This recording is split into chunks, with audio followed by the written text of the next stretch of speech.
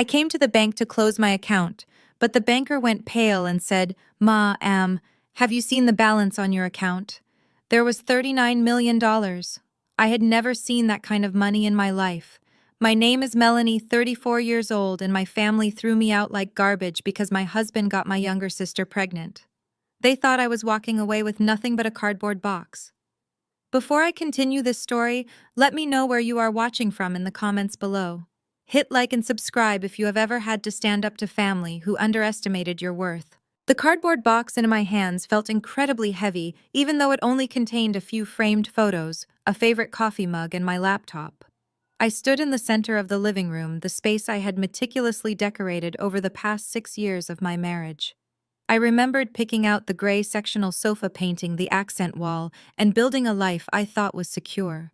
Across from me stood my husband, Brandon. His arm was wrapped tightly around the waist of another woman. That woman was Courtney, my younger sister. I stared at his hand resting on her hip, my brain refusing to process the visual information. This was the man who had promised to love me forever. This was the sister I had shared childhood secrets with. Now they stood united against me, wearing matching expressions of smug satisfaction. The air in the room was suffocating. I could hear the hum of the refrigerator in the open concept kitchen, a mundane sound that mocked the absolute destruction of my reality. My mother, Beverly, stood behind the marble kitchen island. She did not look at me with sympathy or regret. She looked at me with the same cold, calculating disappointment she had directed my way since I was a teenager. She picked up a thick manila folder and slid it across the smooth marble surface. The heavy thud of the paper echoed in the quiet room. "Sign them, Melanie," my mother commanded, pointing a perfectly manicured finger at the divorce papers. "We are doing this quickly and quietly. Courtney is pregnant. Brandon needs a real wife who can give him a family, not a college dropout who plays with computer codes in the basement all day." The words hit me like physical blows. Courtney is pregnant. My sister was carrying my husband's child. I looked at Courtney, the undeniable golden child of our family. Growing up in our affluent suburban neighborhood, Courtney was the cheerleader, the prom queen, the one who did everything right, according to my mother's strict standards. She was the one who got the lavish birthday parties and the expensive clothes. I was the quiet one, the girl who preferred taking apart computers and teaching myself programming languages. When I dropped out of college to pursue UX and UI development full-time, my mother had declared me a lost cause. She had never forgiven me for choosing a non-traditional path. Now she was literally replacing me with the daughter she always preferred.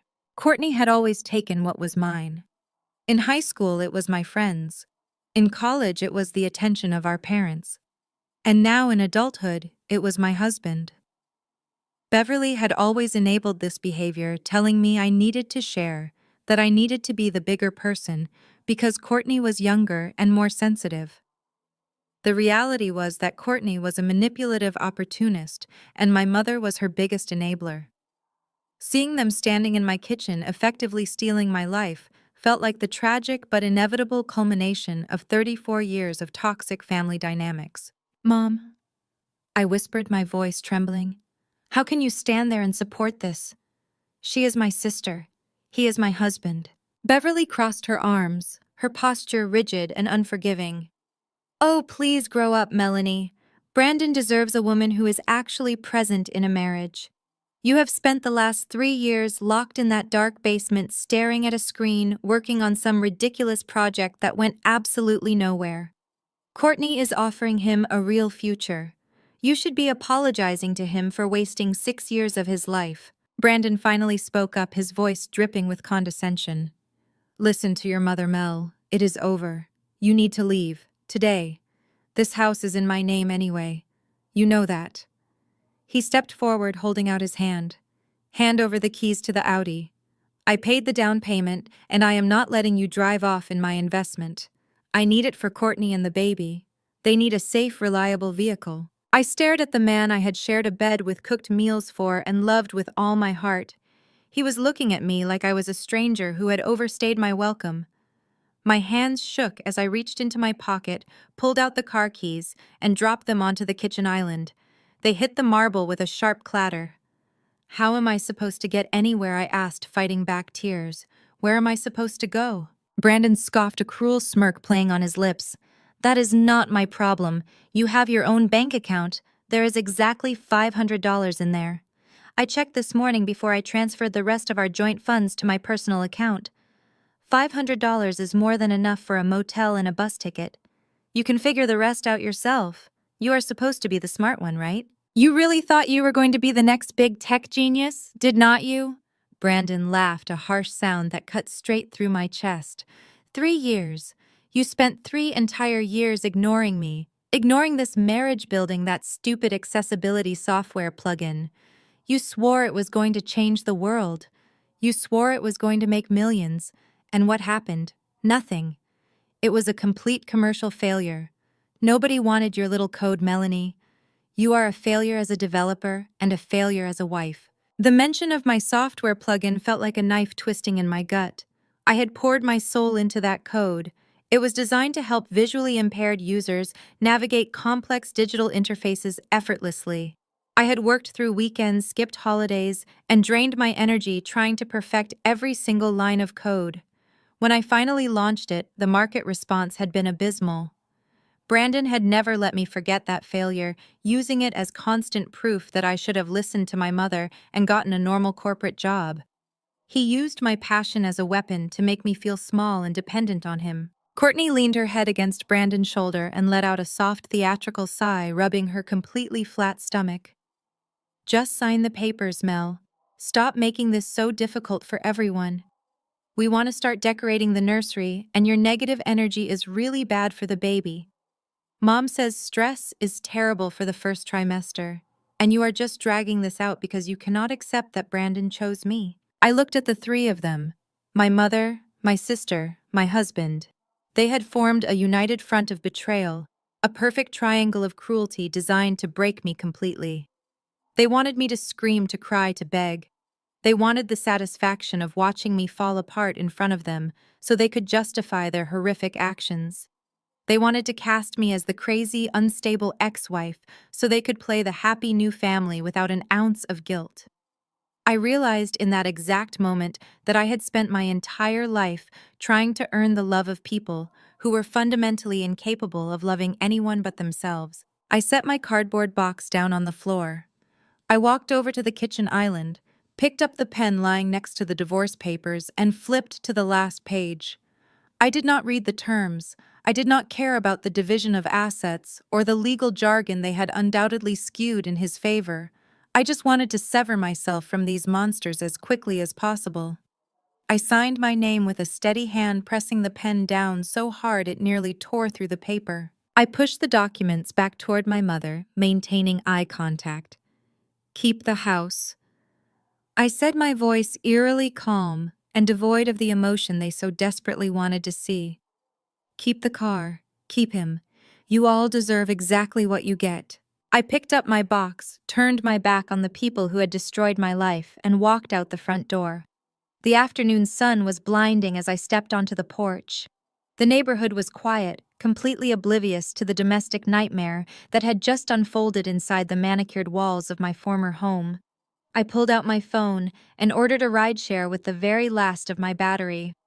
I stood on the sidewalk, clutching my meager belongings, waiting for a stranger to drive me away from the only life I had known for 6 years. When the car pulled up, I climbed into the back seat. The driver asked me how my day was going in a cheerful tone. I just stared out the window, completely numb, stripped of my dignity, my marriage, and my family in a single afternoon. The vinyl seat of the rideshare felt cold against my legs. I watched the familiar suburban streets roll by, the perfectly trimmed hedges and luxury SUVs, sitting in driveways, feeling like an alien expelled from a planet I had tried so hard to inhabit. For 6 years, I had played the role of the supportive wife, cooking dinners, managing the household, and trying to be the partner Brandon claimed he wanted. I had tolerated his passive-aggressive comments about my income and ignored the late nights he claimed to be working at the office. I had been so blindly focused on making my marriage succeed and proving my mother wrong that I completely missed the affair happening right under my nose. The betrayal was an absolute physical weight on my chest, making it difficult to draw a full breath. I checked my bank app on my phone one last time to confirm the devastating reality. $500. That was the sum total of my worth after a lifetime of trying to do the right thing. My heart pounded heavily in my chest as the car pulled away from the curb, leaving behind the wreckage of my existence. I needed to cut every single tie to Brandon to erase my name from his life completely. I instructed the driver to change the destination. I was not going to a motel just yet. I was going to the bank. My only thought was to head straight downtown and close the dormant business bank account I had opened years ago when I first started coding. It was the only financial thread left, and I wanted it gone. The rideshare pulled up to the curb outside the First National Bank branch in downtown Seattle. I thanked the driver mechanically and stepped out into the crisp afternoon air, holding my cardboard box tightly against my chest. The glass doors of the bank slid open with a soft mechanical hum, welcoming me into a sterile environment of polished marble and hushed conversations. The contrast between my shattered personal life and this calm professional space was incredibly jarring. I walked over to the reception desk, my sneakers squeaking slightly on the pristine floor. A young woman in a tailored suit looked up with a polite corporate smile, asking how she could assist me today. I told her I needed to close a business account. It was a simple request, but the words tasted heavy and bitter on my tongue. She asked me to take a seat in the waiting area, pointing toward a row of leather chairs.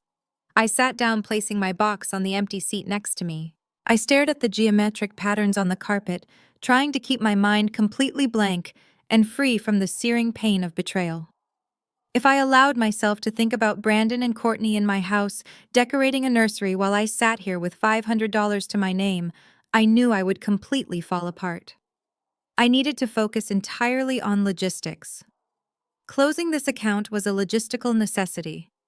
It was an old dormant account I had opened 5 years ago when I first started taking freelance coding projects. Brandon had insisted we open it to keep my hobby money separate from our real finances. The account had not seen a single deposit or withdrawal in over 3 years. I just needed to drain whatever pennies were left in it, sign the closure forms, and officially erase Brandon from my financial existence. Sitting in the quiet lobby, I remembered the exact day we opened that account. Brandon had worn his favorite navy suit, treating the whole endeavor like a cute little project I was playing at. He had told the bank teller that his wife wanted to feel like a real businesswoman. I remembered the heat rising in my cheeks, the intense embarrassment of being belittled in public by the man who was supposed to support me. But I had swallowed my pride, forced a smile, and signed the paperwork. For years, that account sat there, collecting dust after my accessibility software plugin failed to launch properly. Brandon had made sure to remind me of that failure, constantly using the empty account as concrete proof that I was meant to stay in the background and serve him. Now I was about to close that dark chapter forever. A thick wooden door opened down the hall, and a tall man with thinning gray hair stepped out into the lobby.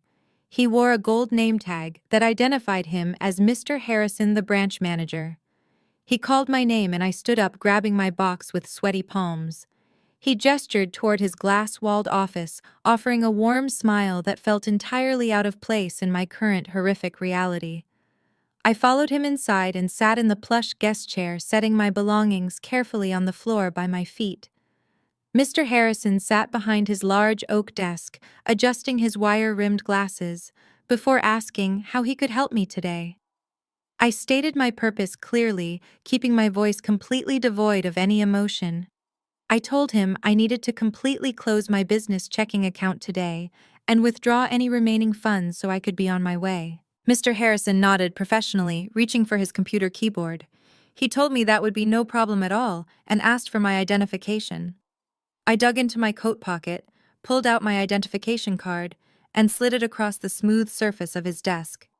He took it, verified my face against the photo, and began typing my information into his secure system. The rapid clicking of his keyboard filled the small office. I watched his fingers move, feeling a strange sense of profound finality. Once this administrative task was done, I would truly have nothing left tying me to my past. Mr. Harrison made polite small talk while he waited for the banking system to load. He mentioned the unseasonably warm weather we were having and asked if I had any exciting plans for the upcoming weekend. I gave a non-committal response, staring blankly at the beige wall behind his head. I did not want to tell this kind stranger that my weekend plans consisted of finding a cheap motel room and figuring out how to rebuild a human life from absolute zero. I just wanted him to hand me a cashier check for whatever pocket change was left in the account, so I could leave and find a quiet place to cry in absolute peace away from the judging eyes of the world. The computer screen reflected brightly in his glasses, casting a faint blue glow across his eyes. I expected him to print out a piece of paper, hand me a cheap plastic pen, and send me out the heavy glass door. Instead, the rapid clicking of his keyboard suddenly stopped. The silence in the office stretched out, becoming thick and incredibly uncomfortable. I watched as Mr. Harrison leaned much closer to his monitor, his brow furrowing in deep confusion. He took off his glasses, wiped them quickly with a microfiber cloth from his top desk drawer, and put them back on his face. He peered at the screen again, his posture completely changing. The relaxed, casual demeanor of a local branch manager vanished in an instant. He sat up rigid, his shoulders visibly tense under his suit jacket. I saw his throat work as he swallowed hard. The healthy color began to rapidly drain from his face, leaving his skin a pale, sickly white. A bead of nervous sweat formed at his temple. He began clicking his mouse frantically, opening new windows on his screen, checking and rechecking whatever impossible information had just popped up. I shifted uncomfortably in my chair, feeling a sudden spike of raw anxiety. My mind raced through the absolute worst possible scenarios. Had Brandon somehow overdrawn the account and left me with a massive, insurmountable debt? Had my mother filed some sort of malicious legal injunction to freeze my assets just to punish me further? Had Courtney stolen my identity to open new credit lines? I leaned forward, gripping the leather armrests of my chair, and asked if there was a problem with the account. Mr. Harrison did not answer right away. He just kept staring at the glowing monitor, his mouth slightly open as if he had completely forgotten how to speak the English language. Finally, Mr. Harrison looked away from the screen and met my eyes. He looked absolutely terrified. His hands were shaking visibly as they hovered awkwardly over his keyboard. "Miss Melanie," he began, his voice cracking slightly. He cleared his throat and tried again, sounding incredibly nervous and out of breath. "I need to ask you a very important question. Are you currently expecting any exceedingly large deposits to be made into this business account today?" I frowned, completely bewildered by the absurd question. I told him no. I explained clearly that the account had been inactive for over 3 years and that I just wanted to close it out and take my few dollars. Mr. Harrison wiped his damp forehead with the back of his trembling hand. He looked like a man who had just seen a ghost standing right behind me. He took a deep, shaky breath and asked if I was aware of the pending wire transfer that had cleared the international banking holding period that exact morning. My confusion rapidly deepened into genuine frustration. I told him I had absolutely no idea what he was talking about. I repeated that my husband had just thrown me out of my home, that I only had $500 to my name in my personal account, and that there must be some kind of massive administrative error in his banking system. Mr. Harrison shook his head slowly, his eyes wide with a profound mixture of shock and sheer awe. He did not say another word. Instead, he reached his shaking hands out, grabbed the edge of his large computer monitor, and slowly turned the screen around to face me. He pointed a trembling finger at the bold green numbers displayed prominently at the top of the secure banking portal. I blinked, trying to make sense of the digital display in front of my face. I fully expected to see a negative balance or a bright red fraud alert warning me of overdraft fees. But that is not what was glowing on the screen. The balance on the screen was not zero, it was not negative. I read the numbers once and then I read them again, my brain refusing to process the math. The balance was $39,450,000 and 0 cents. I sat completely frozen in the chair. my heart pounding violently against my ribs as I stared at a staggering number that defied all logic and reality. I stared at the screen, my mind completely rejecting the information presented in front of me. The bright green numbers felt like a cruel prank, a systemic glitch that was going to evaporate the second I blinked. I leaned forward, gripping the edge of Mr. Harrison's desk so tightly my knuckles turned white. I demanded an immediate explanation. I told him there was absolutely no way that money belonged to me and that somebody had made a catastrophic error. I demanded he refresh the page, call his superiors, and fix whatever routing mistake had dumped the gross domestic product of a small island nation into my dormant business checking account. Mr. Harrison did not argue. He nodded, his face still pale, and immediately picked up his heavy desk phone. He pressed a sequence of buttons and put the call on speakerphone. The line rang twice before a crisp, professional voice answered, identifying himself as David from the Central Fraud and Corporate Transition Department. Mr. Harrison provided his branch identification number and employee authorization code. He explained that he had a client sitting in his office who had just received an unexpected wire transfer of nearly $40 million, and that we needed immediate origin verification and security clearance to ensure the funds were not part of a larger banking error. David asked for my full legal name, my social security number, and the exact date I opened the account. I rattled off the information, my voice sounding hollow and distant to my own ears. I listened to the rapid clicking of another keyboard on the other end of the line. The silence stretched out agonizingly long. I could hear the faint hum of the air conditioning unit in the ceiling above us. Finally, David returned to the line. He confirmed that my identity matched the sole proprietor listed on the receiving account. He then stated that the wire transfer was not an error. It was a fully cleared, authorized corporate disbursement from Apex Global. The name hit me like a physical blow to the chest. Apex Global was one of the largest tech conglomerates in Silicon Valley. They were the undisputed titans of the industry, acquiring smaller companies and absorbing innovative technologies to build their massive empire.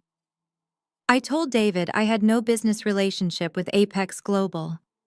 I told him I was a freelance developer who had spent the last 3 years working in a damp basement, creating a simple accessibility plugin that had completely failed to launch in the commercial market. I insisted they had the wrong person, and that keeping this money could send me to federal prison. David paused. I could hear the rustle of digital files being accessed through his secure terminal. He asked me to verify the name of my software plugin. I told him the name. It was a unique identifier I had coded from scratch to help visually impaired users interact with dynamic web elements seamlessly. David confirmed the name, matching it to his records. He then asked if I was aware of a holding company registered in the state of Delaware under the name Horizon Tech Solutions. I frowned, my confusion deepening into a dense fog. I told him I had never heard of Horizon Tech Solutions in my entire life. The atmosphere in the room shifted dramatically. Mr. Harrison shifted uncomfortably in his leather chair, crossing his arms. David's tone became incredibly serious and measured, as if he were delivering a terminal diagnosis. He informed me that Horizon Tech Solutions had been licensing my exact accessibility plugin to Apex Global for the past 4 years. According to the corporate ledgers, Apex Global had integrated my core code into their primary operating systems, rolling it out to millions of devices worldwide.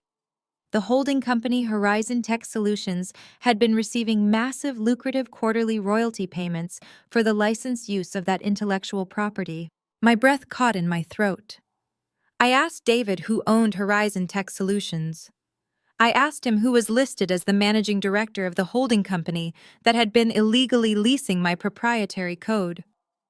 The answer shattered my entire reality into a million jagged pieces. David read the name clearly over the speakerphone, articulating every syllable. The managing director and sole signatory on the Delaware holding company was my husband, Brandon.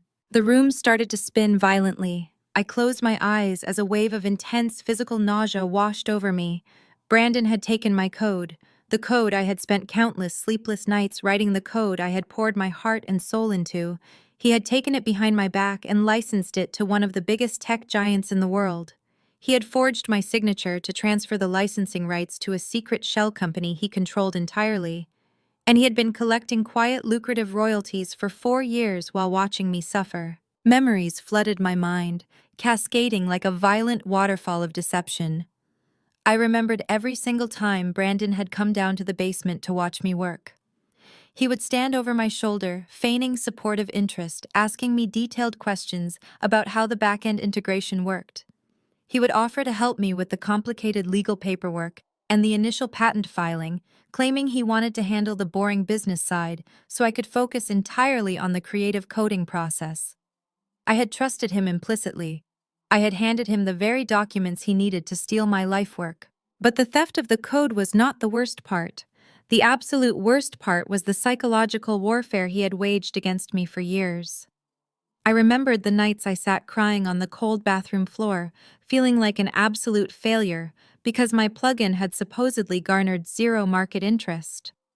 Brandon would sit beside me, rubbing my back, putting on a masterclass performance of the loving, supportive husband. He would tell me that the tech market was just too competitive, that my ideas were just a little too niche, and that I should not feel bad about failing. He would use my devastation to convince me that I needed to rely entirely on him for survival. He had deliberately weaponized my perceived failure to control every aspect of my existence. He had used it to justify his condescending remarks, his financial abuse, and his constant demands that I play the role of the subservient, grateful wife. My mother had eagerly joined in echoing his sentiments, mocking my ambition, and telling everyone in our social circle that I was a lost cause. They had formed a unified front of gaslighting, making me believe I was inherently worthless, while Brandon was literally cashing massive checks generated by my own brilliance. He had watched me eat cheap ramen noodles and stress over basic grocery bills while he sat on a secret fortune built entirely on my intellectual property. The sheer scale of the sociopathic manipulation was difficult to process. I sat in the bank manager's office, my hands gripping the armrests, trying to breathe through the overwhelming panic attack threatening to consume my lungs. I asked David to clarify the current situation. I asked him why Brandon had been receiving royalties for years, but suddenly a $39 million wire transfer was routed directly to my old dormant checking account instead of his secret holding company. David explained the timeline with forensic precision. He told me that for the first 3 years, Apex Global had simply paid standard licensing fees to Horizon Tech Solutions. However, 2 months ago, the executive board at Apex Global decided they no longer wanted to pay ongoing royalties. They wanted to own the foundational code outright, so they could permanently integrate it into a new line of proprietary hardware without any external dependencies or future costs. They initiated a massive corporate buyout to fully acquire the intellectual property from the holding company. The buyout offer was astronomical. The tech giant had valued the core accessibility framework at nearly $40 million due to its flawless integration capabilities and the massive global user base it supported. Brandon had been sitting on the verge of the ultimate payday. He was about to receive a life-changing sum of money that would secure his wealth forever. He had undoubtedly planned to finalize the divorce, throw me out with nothing, and step into his new life with my sister as a multimillionaire. It was the perfect crime. He would get the money, the new wife, the golden child sister, and I would be left completely destitute, believing I was nothing more than a pathetic failed developer. But his perfect crime had encountered a fatal flaw. David continued explaining the corporate mechanics of the buyout process. When a company like Apex Global executes a multi-million-dollar acquisition, they do not simply hand over a check blindly. They employ armies of ruthless corporate lawyers and forensic accountants to conduct rigorous due diligence. They comb through every single page of documentation to ensure the intellectual property is completely unencumbered and legally sound. They have to protect their massive investment from any future litigation or ownership disputes. During this intense due diligence phase, the tech giant aggressive legal team began auditing the original transfer of ownership documents between me, the original creator, and Horizon Tech Solutions, Brandon's shell company. They flagged massive, glaring inconsistencies. They scrutinized the signatures, the dates, and the notary stamps. They utilized advanced forensic verification software and quickly realized that the original transfer documents were entirely fraudulent. Brandon had clumsily forged my signature. He had completely fabricated the transfer of rights. Legally, Horizon Tech Solutions did not own the software. They never had. David's voice remained perfectly steady as he delivered the final piece of information. He told me that when the corporate lawyers discovered the forgery, they immediately halted all communication with Brandon Holding Company. They knew that if they paid Brandon for stolen intellectual property, they would be opening themselves up to a catastrophic multi-million-dollar lawsuit from the actual creator. They needed to secure the rights legally, and they needed to do it quietly to avoid any negative press or delays in their highly anticipated hardware rollout. So they bypassed Brandon entirely. They utilized their extensive corporate resources to track down the original patent holder. They verified my identity and located the original business account tied to my initial patent filing, the very account I was currently sitting in a bank trying to close. To secure the rights legally and completely, bypass the fraudulent holding company. The tech giant wired the $39 million buyout directly to me. I sat in the chair, the jagged pieces of the puzzle finally locking into perfect place. The cruelty of my morning suddenly made crystal clear sense. Brandon's sudden demand for a divorce, the rushed paperwork, my mother, vicious insults, Courtney, smug satisfaction. They all thought the buyout was happening today. They thought the money was hitting Brandon's secret account right now. They were tossing me out like garbage because they believed they had finally won. They believed they had successfully stolen my life work and were about to become incredibly wealthy at my expense. They had absolutely no idea that Brandon's greed and arrogance had caused his entire plan to collapse at the finish line. They had no idea that the corporate lawyers had caught his forgery. And most importantly, they had absolutely no idea that the massive fortune they were currently celebrating had just landed securely in my personal bank account. The silence in the bank manager office was absolute. I sat staring at the speakerphone trying to absorb the magnitude of what David from Apex Global had just revealed. The tech giant aggressive legal team had not just found a minor clerical error, they had uncovered a deliberate, calculated felony. David explained that during their rigorous due diligence phase, their forensic accountants tore through every single document tied to Horizon Tech Solutions. They were preparing to transfer nearly $40 million, and companies of that massive size do not take blind risks. When they scrutinized the original transfer of ownership, they immediately flagged the signature. Brandon had been incredibly sloppy. He had traced my signature from our old mortgage documents, but he failed to replicate the natural pressure and flow of my handwriting. The corporate lawyers at Apex Global recognized the forgery instantly using their advanced verification software. David's voice remained completely clinical as he described how they froze Brandon out of the entire transaction. They realized that Horizon Tech Solutions did not legally own the patent for my accessibility plugin. If Apex Global proceeded with the buyout and paid Brandon's shell company, they would be acquiring stolen intellectual property.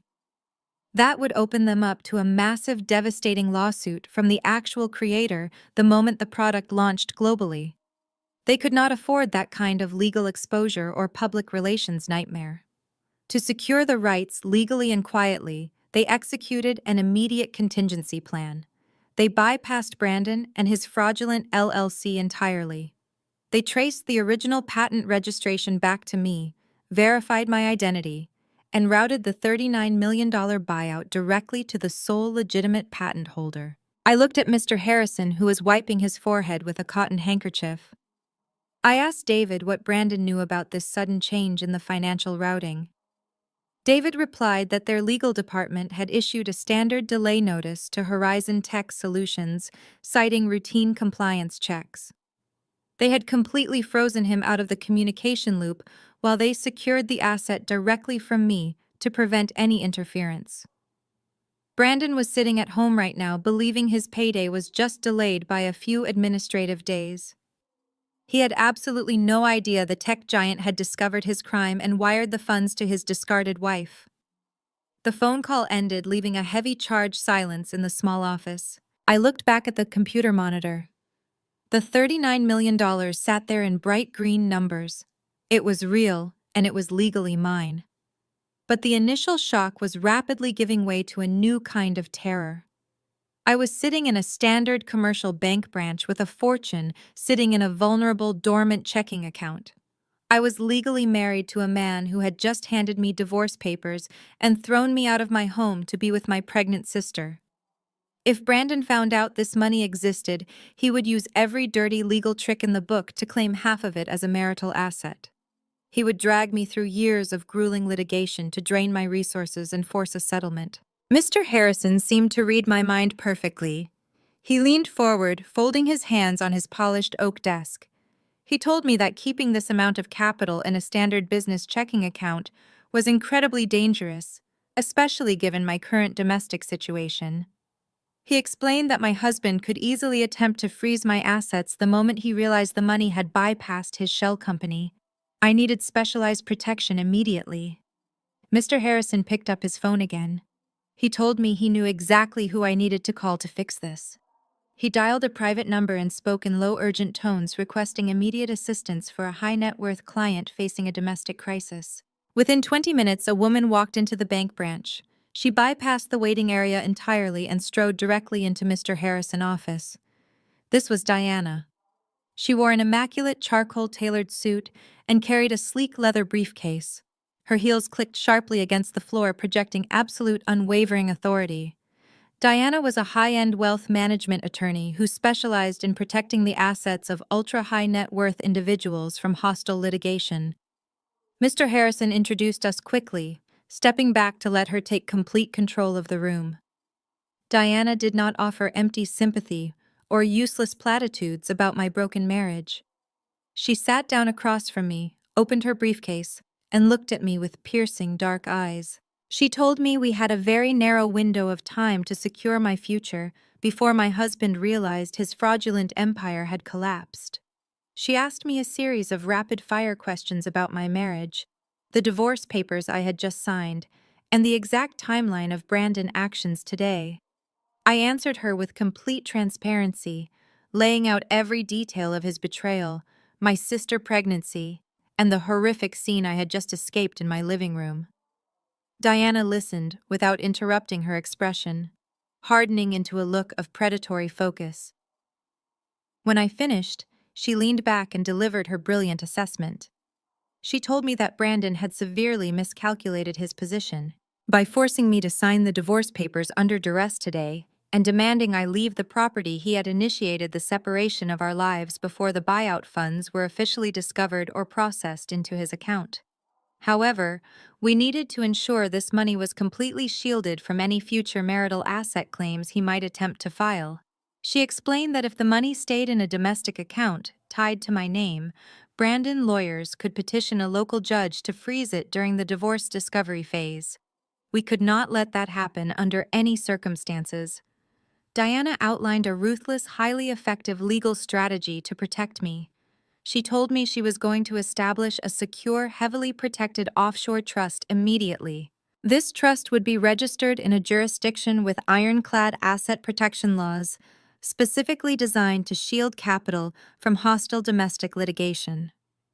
The trust would be established solely in my name as the primary beneficiary, but structured in a way that made the assets legally untouchable by any impending divorce proceedings or fraudulent claims from my soon-to-be ex-husband. She pulled a stack of dense legal documents from her briefcase. She had clearly anticipated this exact scenario when Mr. Harrison called her. She walked me through every single page, explaining the complex mechanics of the offshore entity.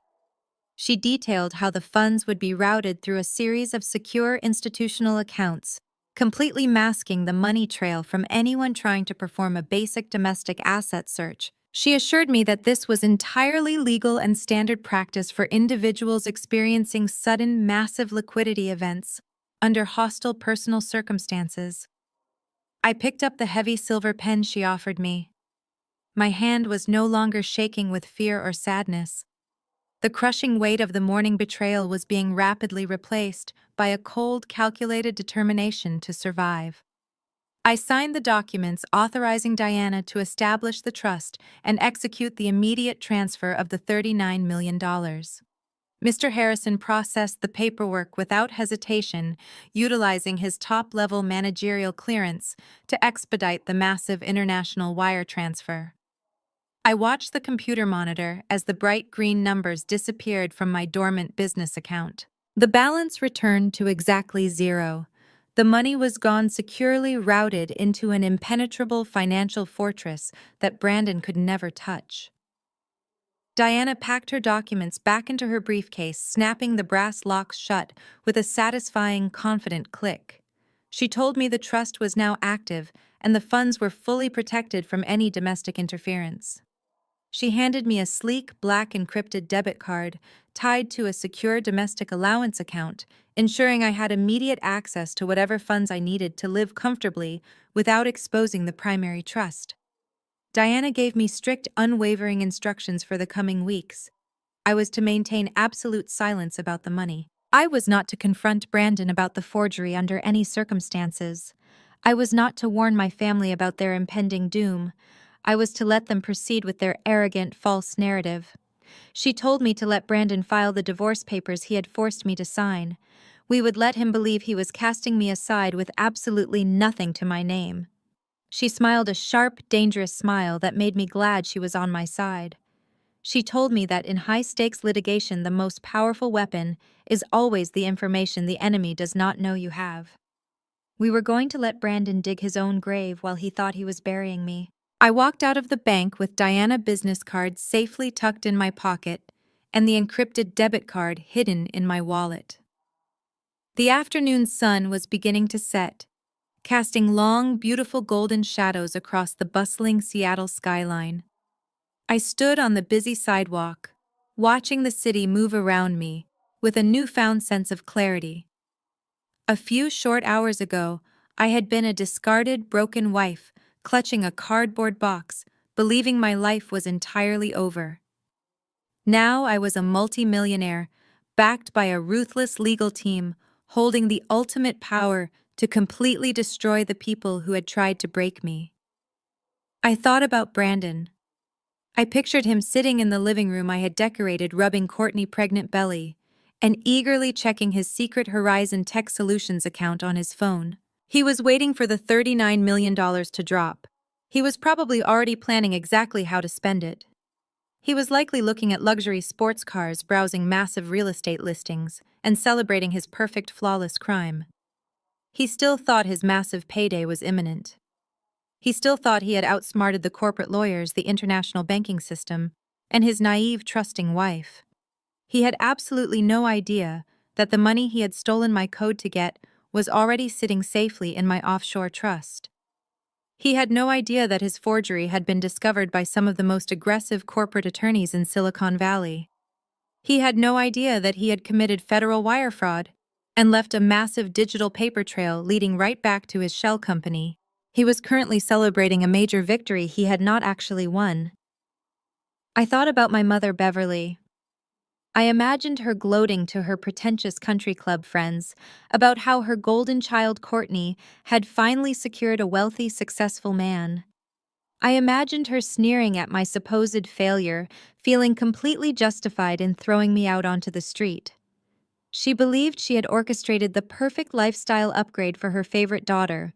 She had traded the broke software developer for the incoming tech multimillionaire. She had no idea she had just tied her favorite daughter to a broke, fraudulent criminal who was about to face absolute financial and legal ruin. A cold, deeply satisfying calm washed over my entire body. I did not need to scream or cry or beg for justice from people incapable of providing it. Justice had already been served to them on a silver platter. I just had to wait patiently for them to realize it. Across town, inside the very house I had painstakingly decorated, Brandon was pacing the hardwood floors. He held his smartphone in a tight grip, his thumb furiously swiping down to refresh his banking application. The screen remained unchanged. The Horizon Tech Solutions account balance sat at a mere few $1,000s. A minor annoyance, he told himself, a simple bureaucratic delay in the grand scheme of his imminent wealth.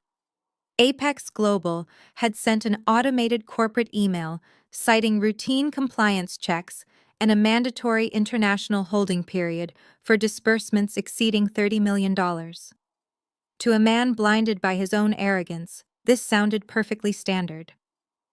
Brandon did not possess the technical or legal comprehension to understand that corporate lawyers do not simply delay wire transfers without cause. He firmly believed his fabricated empire was totally secure, and that his massive payout was just stuck in a digital transit queue. But Brandon was an impatient man, and the promise of nearly $40 million burned a hole in his imagination. He could not wait a few administrative days to start living the lifestyle he felt he inherently deserved. He needed immediate liquid capital to fund the lavish reality he had promised his new pregnant bride and his demanding mother-in-law. Brandon picked up his keys and drove his newly claimed Audi to a sleek glass office building in the financial district. He was not visiting a traditional bank. Traditional banks required extensive underwriting and asset verification. Brandon was meeting with a private bridge loan firm, a group of aggressive predatory lenders who specialized in high-risk, high-yield capital advances for corporate acquisitions.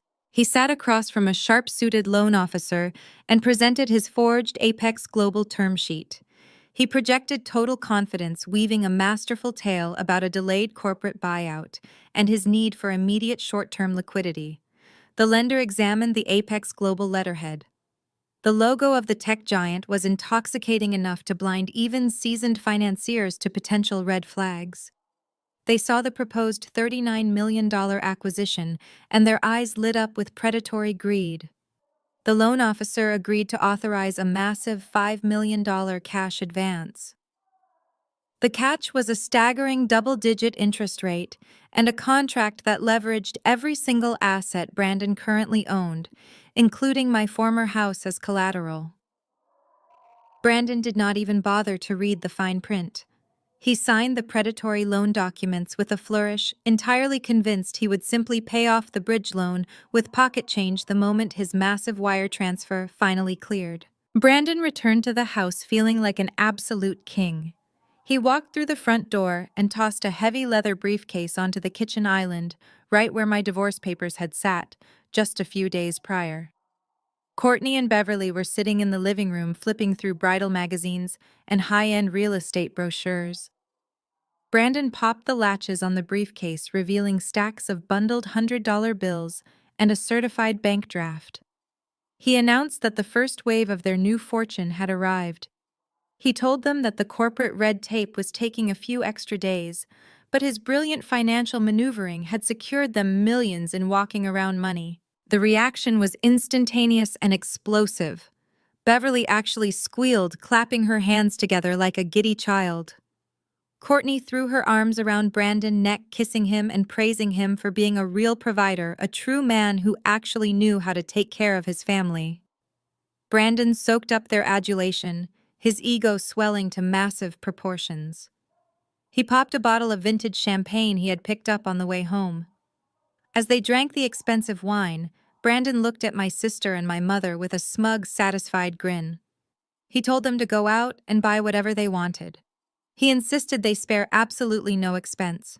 He claimed they all deserved a massive reward for putting up with my dead weight for so long, and that it was finally time to show the entire city exactly who the real winners were. Courtney and Beverly did not need to be told twice. The very next morning, they embarked on an exorbitant luxury shopping spree that would have made reality television stars blush. They hired a private town car to drive them to the most exclusive high-end retail district in the city. They walked into designer boutiques, behaving as if they owned the very buildings. Beverly demanded personal shoppers and private viewing rooms, snapping her fingers at sales associates and treating the retail staff with appalling condescension. They bought out entire racks of clothing, sweeping silk dresses, cashmere coats, and tailored suits into their arms without once glancing at a price tag. Courtney focused her attention on luxury accessories. She walked into a prestigious diamond jeweler and sneered at the modest engagement ring Brandon had originally given her. She demanded to see the vault pieces. She spent 2 hours trying on massive flawless diamonds, eventually selecting a breathtaking 6-carat emerald-cut ring surrounded by a halo of brilliant diamonds. She paid for it using the black card Brandon had linked to his new bridge loan account. She slipped the massive stone onto her finger, admiring the way it caught the light, completely oblivious to the fact that the money paying for it was borrowed against a fraudulent corporate claim. Their next stop was the luxury auto mall. Courtney had decided that the Audi Brandon took from me was simply not good enough for a woman of her new, elevated social stature. They walked into a high-end European dealership, demanding immediate service from the general manager. Courtney pointed a perfectly manicured finger at a top-of-the-line, pristine white G-Wagon sitting on the showroom floor. She demanded it be prepped for immediate delivery. Brandon, who had met them at the dealership after a morning of day drinking at an exclusive country club, decided he also needed an upgrade. He selected a custom matte black Porsche 911. They put down massive, non-refundable cash deposits on both vehicles, signing the financing paperwork with absolute arrogant glee. They were spending money with a reckless, chaotic velocity entirely fueled by the delusion of their incoming tech fortune. As the days passed, their spending habits became increasingly unhinged, and their need for public validation grew completely insatiable. Courtney and Beverly could not simply enjoy their new stolen wealth in private. They needed an audience. They needed to rub their perceived victory in the faces of everyone they knew, especially mine. They launched a relentless, aggressive social media assault designed to flaunt their new lifestyle and publicly humiliate me in the process. Courtney's Instagram feed transformed overnight from mundane suburban updates to a curated gallery of extreme wealth. She posted perfectly staged photos of her designer shopping bags stacked high in the back of her new luxury SUV. She posted close-up videos of her massive diamond ring sparkling in the sunlight with the caption mentioning how a real man knows how to treat his future wife and the mother of his child. She posted photos of the three of them dining at 5-star restaurants, eating caviar and toasting with crystal flutes of imported champagne. But the posts were not just about showing off. They were highly targeted weapons. Courtney specifically tagged my old social media handles in every single post, ensuring the notifications would flood my phone. She used passive-aggressive captions designed to maximize my emotional pain. She wrote posts about how karma always rewards the people who actually put in the work.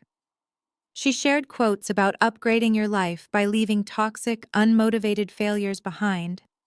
She wrote lengthy paragraphs about how Brandon was finally free to reach his full potential now that he was no longer chained to a negative dead-end partner who spent her life playing computer games in a dark basement. Beverly eagerly joined the digital harassment campaign.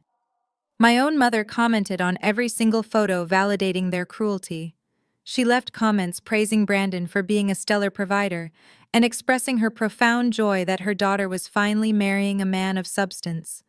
She posted updates on her own page talking about how the universe always corrects itself and how true family is built on success and ambition, not lazy delusions.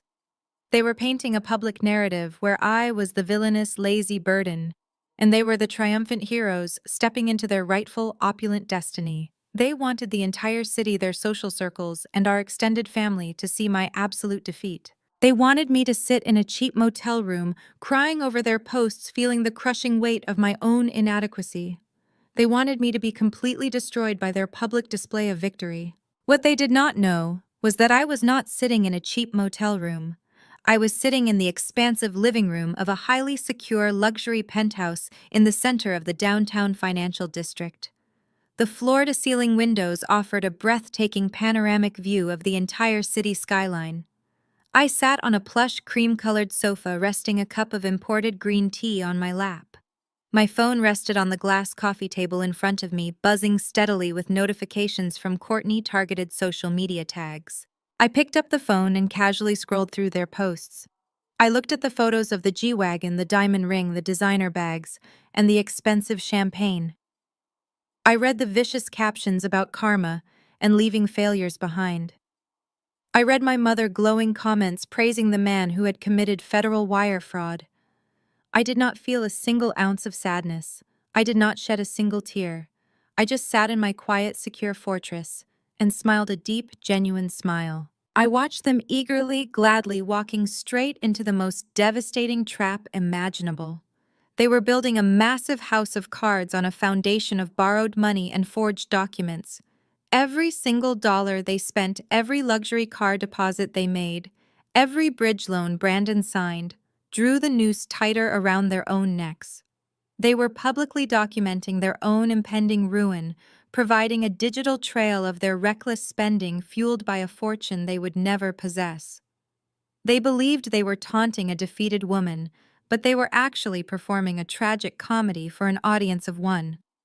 They were celebrating a victory lap on a track that led directly to a cliff, and I was perfectly content to sit back, sip my tea, and watch them accelerate toward the edge. I closed the social media application and set the phone back down on the glass table. I did not need to respond to their posts.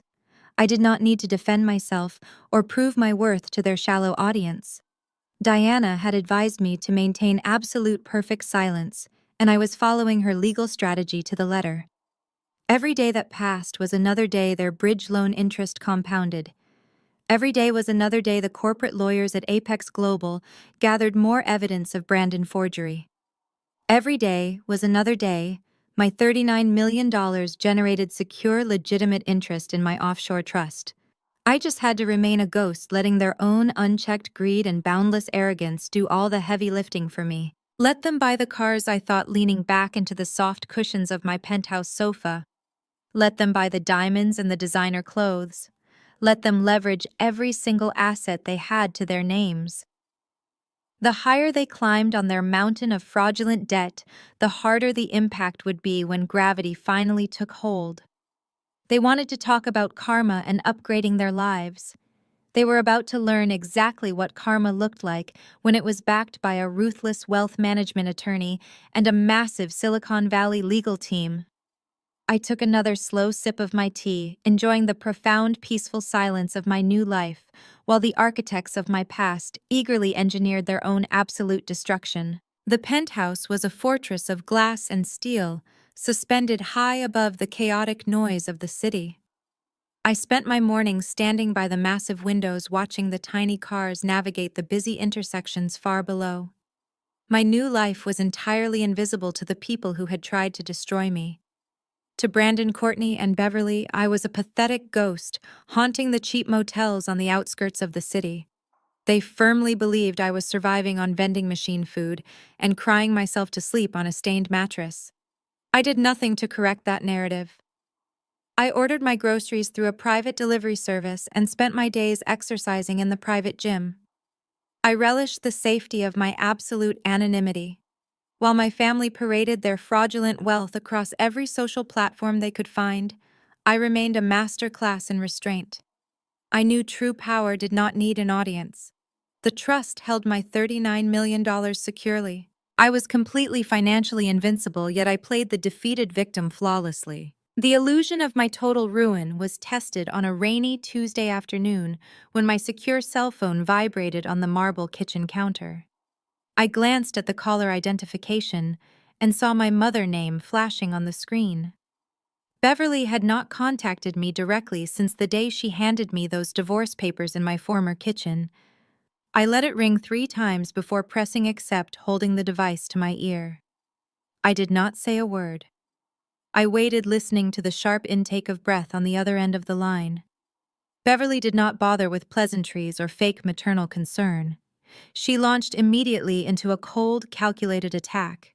She told me that she had been reviewing her old financial records and noticed an outstanding discrepancy.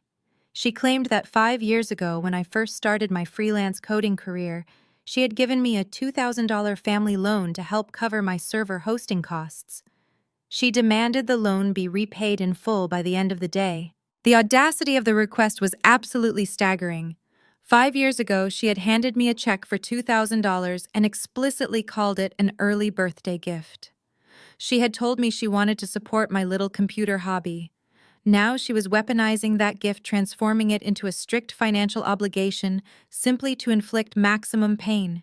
She knew Brandon had left me with exactly $500.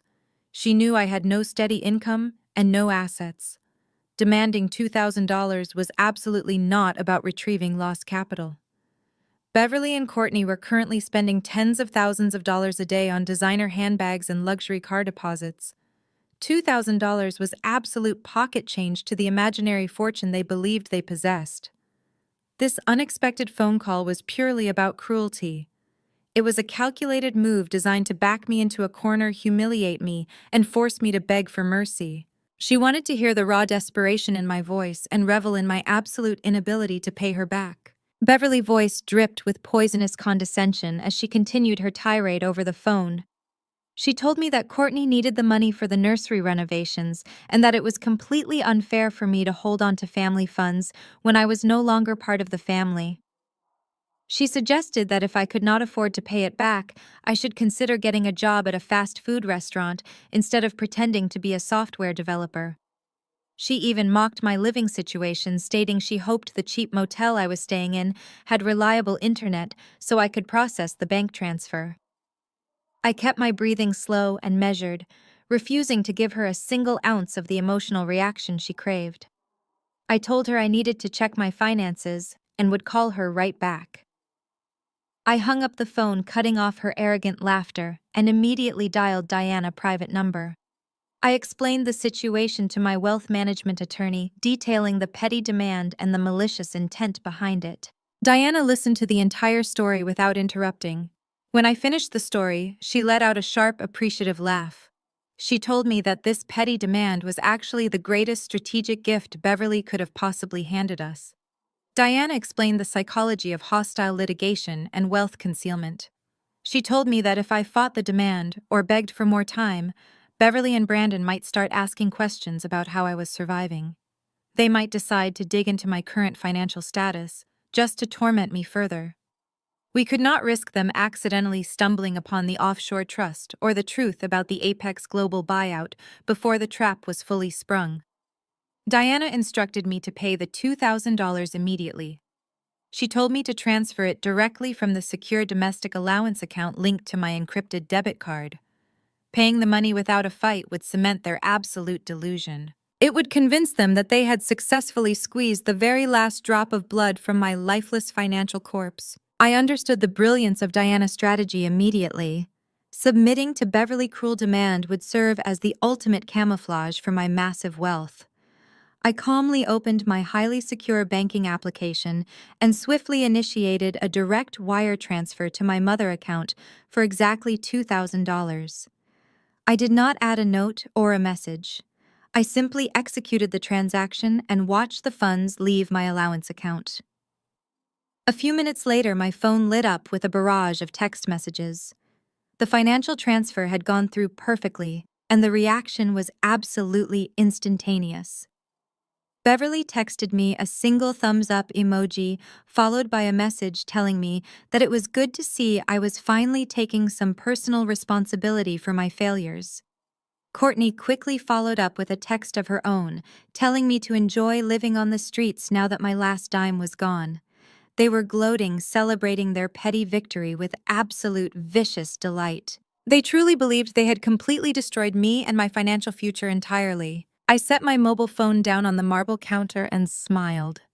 I felt a profound sense of empowerment knowing that the $2,000 I had just sent them was literally less than the interest my trust account generated while I was drinking my morning coffee. Their sheer arrogance had completely blinded them to reality. They were so utterly convinced of their own superiority and my inherent weakness that they could not see the massive storm gathering directly above their heads. By paying the money, I had effectively locked the door to their delusion and thrown away the key. They would continue to spend Brandon fraudulent bridge loans with reckless abandon, completely certain that no one was coming to stop them. They would continue to post their fake luxury lifestyle online, digging a deeper hole with every single credit card swipe. I had purchased my absolute privacy and their continued ignorance for the incredibly low price of $2,000. It was arguably the best financial investment I had ever made in my life. With my highly toxic family successfully distracted by their own petty cruelty, I quickly turned my attention to the future. I walked out of the kitchen and entered the sprawling home office I had set up in the penthouse. The large room was equipped with three massive high-definition monitors, a custom-built processing tower, and a wall of whiteboards covered completely in complex architectural diagrams. I was not just hiding in this luxury fortress waiting for Brandon Empire to collapse, I was actively building my very own. The $39 million from Apex Global was not just a settlement, it was seed capital. I sat down in my ergonomic leather chair and woke up my computer screens. For the past 3 weeks, I had been working tirelessly with Diana and a team of elite corporate attorneys to establish the legal framework for my new company. I was launching a dedicated technology firm focused entirely on creating advanced accessibility software for enterprise-level operating systems. The sheer momentum I was building was absolutely unstoppable. The heavy corporate paperwork sat in a neat, organized stack on my wooden desk, awaiting my final signature. I picked up my favorite pen and quickly signed the critical articles of incorporation, officially bringing Lumina Tech Solutions into existence. I was no longer a freelance developer, working out of a damp basement, relying on a deceitful husband to handle the business logistics.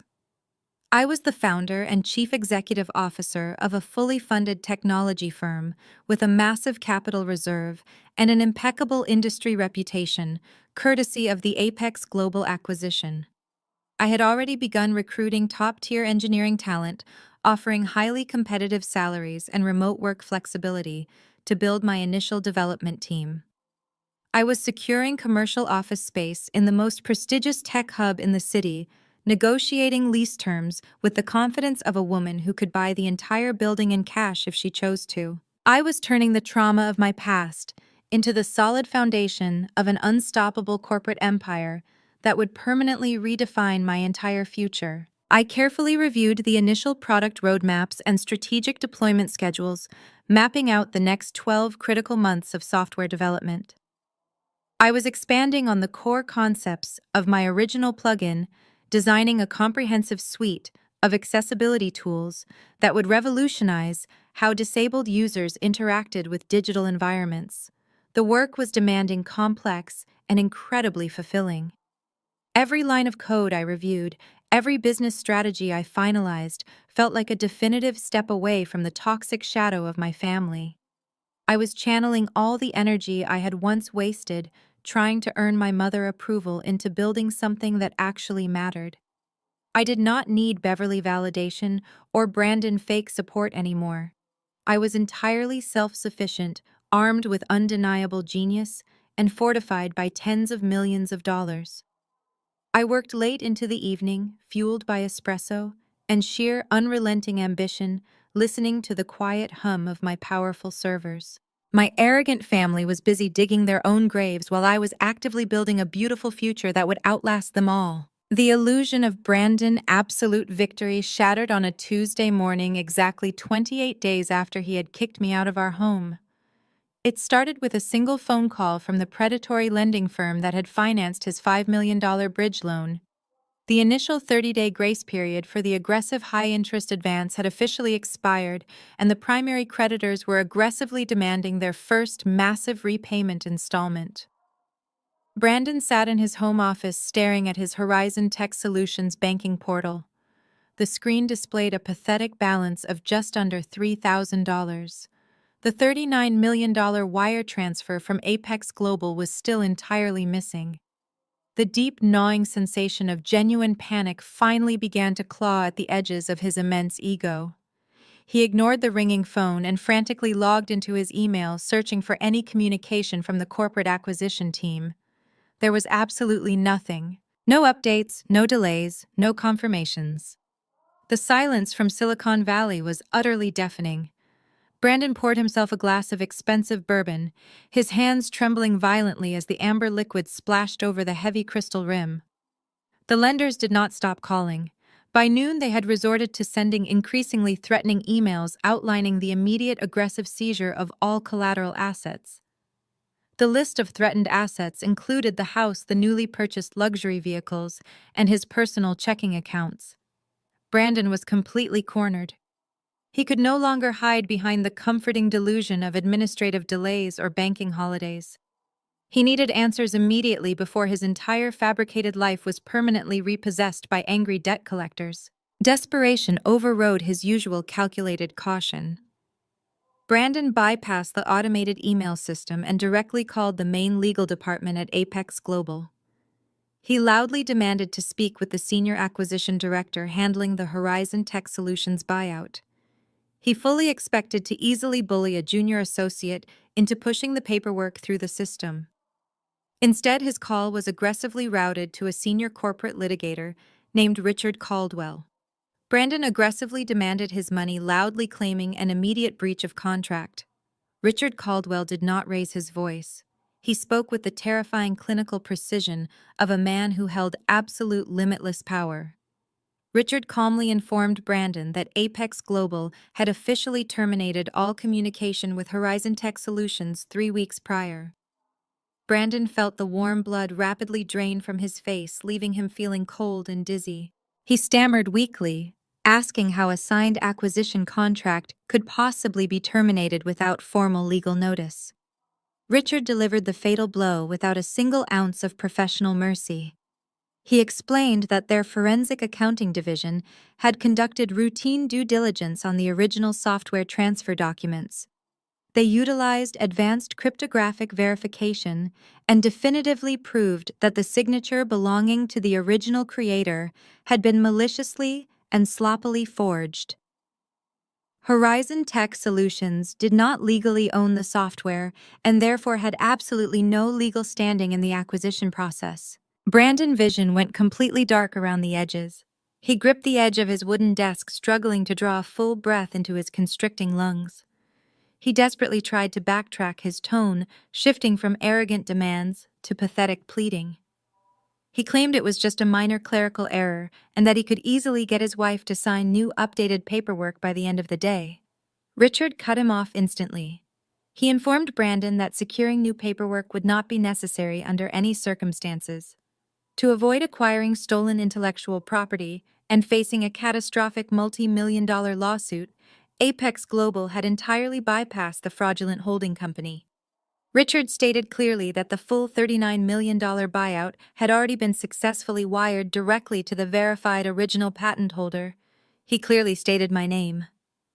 The phone slipped from Brandon's sweaty fingers and crashed loudly onto the hardwood floor. The horrific reality of his situation crushed him like a massive physical weight. He had not just lost the money. He had committed federal wire fraud and blatant forgery against one of the largest tech conglomerates on the planet. He was facing total, absolute financial ruin and a highly probable federal prison sentence. And the tens of millions of dollars he desperately needed to save himself were currently sitting securely in the bank account of the woman he had completely destroyed. Absolute terror rapidly transformed into frantic, desperate action. Brandon knew he was completely out of viable options. His only chance of survival was to manipulate me into signing over the funds before his aggressive creditors seized his entire life and the federal authorities knocked on his front door.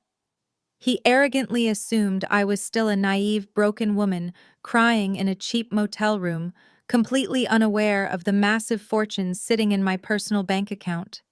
He hired an expensive underground skip tracer, using the very last of his available high-interest credit to track my current physical location. The skip tracer could not penetrate my offshore trust or discover my secure luxury penthouse lease.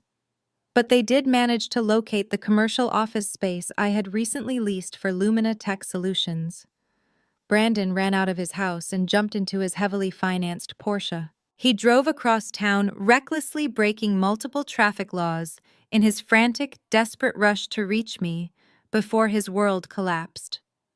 He parked illegally outside the sleek, modern glass building in the busy financial district and paced the concrete sidewalk, waiting anxiously for me to emerge. He meticulously rehearsed his performance, adjusting his posture to appear appropriately devastated, remorseful, and entirely broken. I walked out of the corporate lobby at precisely 1 o'clock, heading toward my favorite upscale cafe for a quick lunch. I was calmly reviewing a digital wireframe on my tablet, completely focused on the future of my new company. Suddenly, a heavy hand caught my arm, spinning me around. I turned and found Brandon standing there looking incredibly disheveled and frantic. His expensive designer suit was deeply wrinkled, and his eyes were wild with unfiltered, raw desperation. He immediately launched into the most pathetic, manipulative performance I had ever witnessed in my entire life. He dropped heavily to his knees right there on the busy downtown sidewalk, completely ignoring the curious stares of passing corporate executives and pedestrians. "Melanie, please, you have to listen to me," he begged, his voice cracking loudly with fabricated emotional pain. He reached out, grabbed my hand, and tried to press it against his tear-stained cheek. I made the biggest mistake of my entire life. I was confused and stressed, and Courtney manipulated me. She took complete advantage of my temporary vulnerability. I never truly loved her, Melanie. I only ever loved you. I was an absolute fool to let you walk out that door. I stared down at the man kneeling on the dirty concrete, feeling absolutely nothing but profound clinical disgust. I forcefully pulled my hand away from his sweaty grip and took a deliberate, measured step back. Brandon refused to stop his frantic, desperate monologue. Fake tears were actually forming in his eyes as he aggressively attempted to play the tragic victim. He loudly claimed that he had kicked Courtney out of the house that exact morning, throwing his pregnant new wife completely under the bus in a pathetic attempt to save his own skin. He begged me to come back home, promising that we could start over and forget the past month ever happened. He insisted that we made a brilliant, unstoppable team and that we could equally share everything we had built together over the years.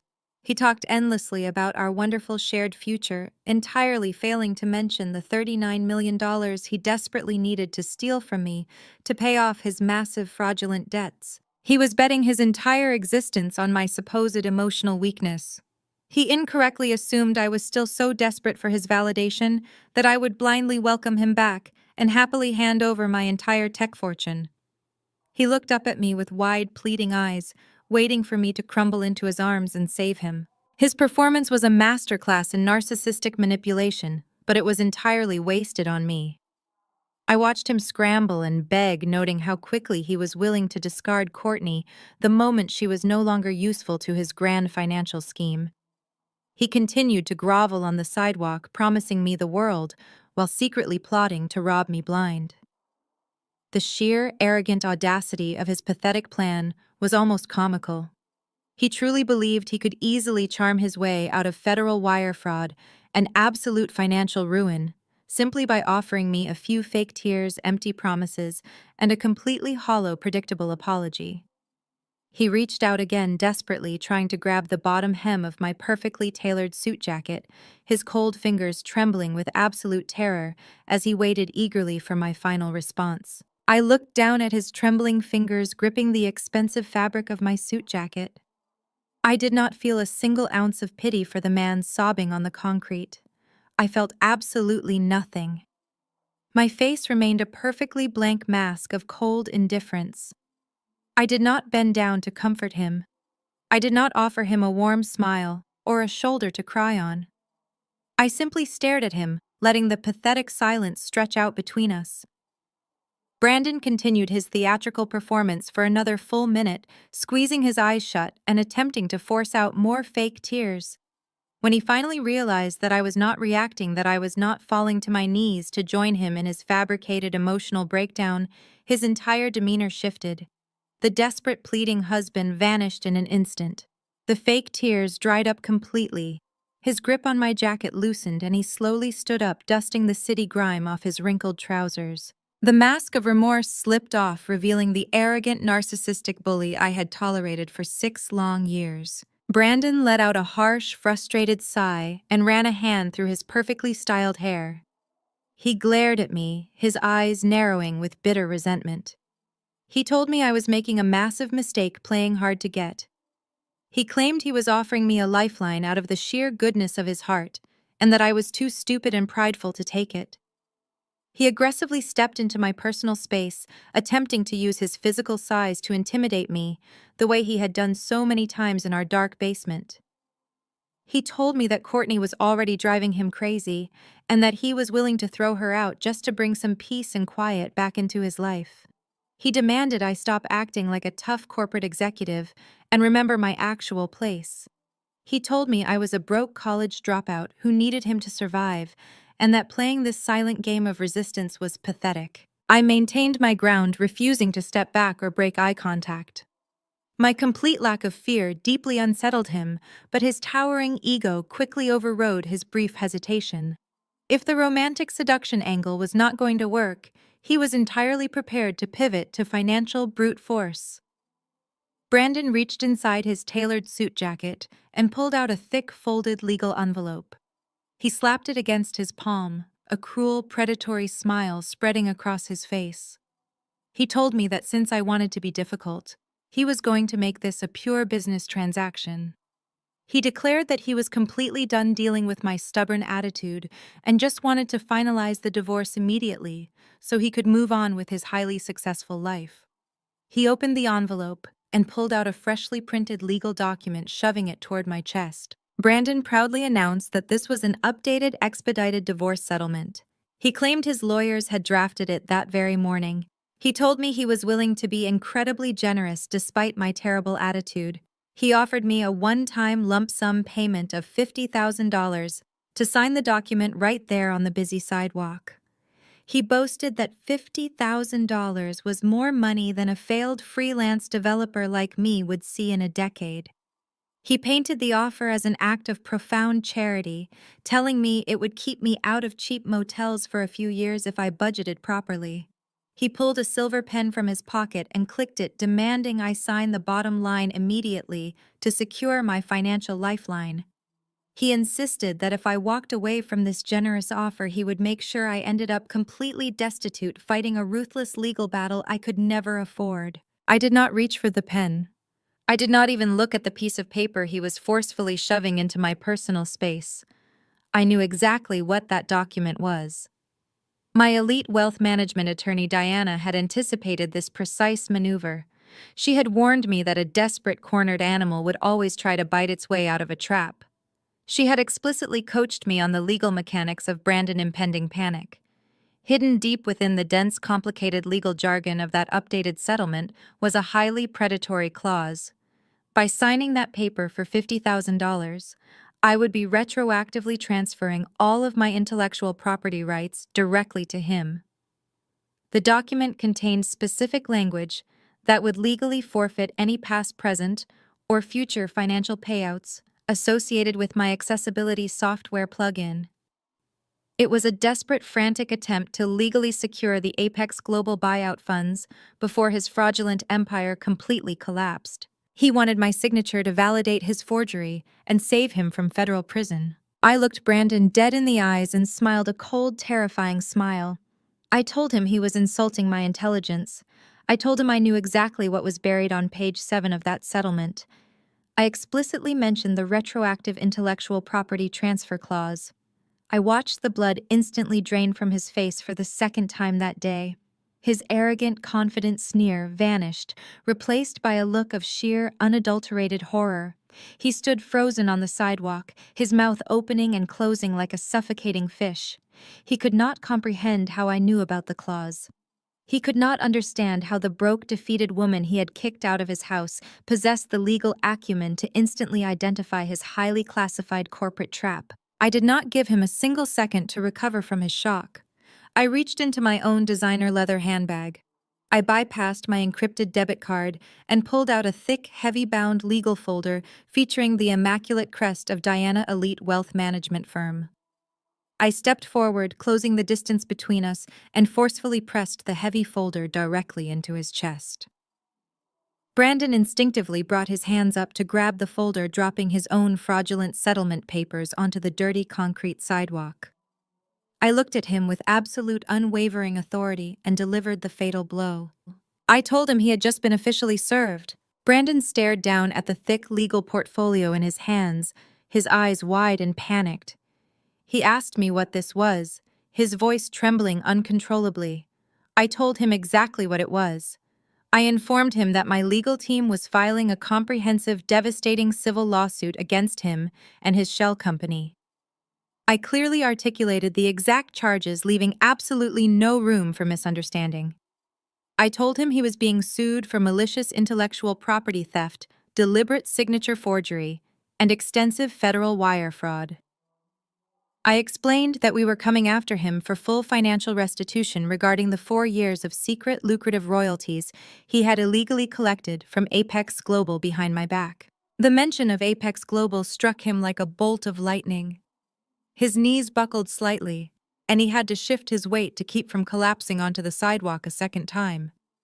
He looked up at me, his eyes darting frantically, searching my face for any sign that this was a bluff. He asked me how I knew about the tech company.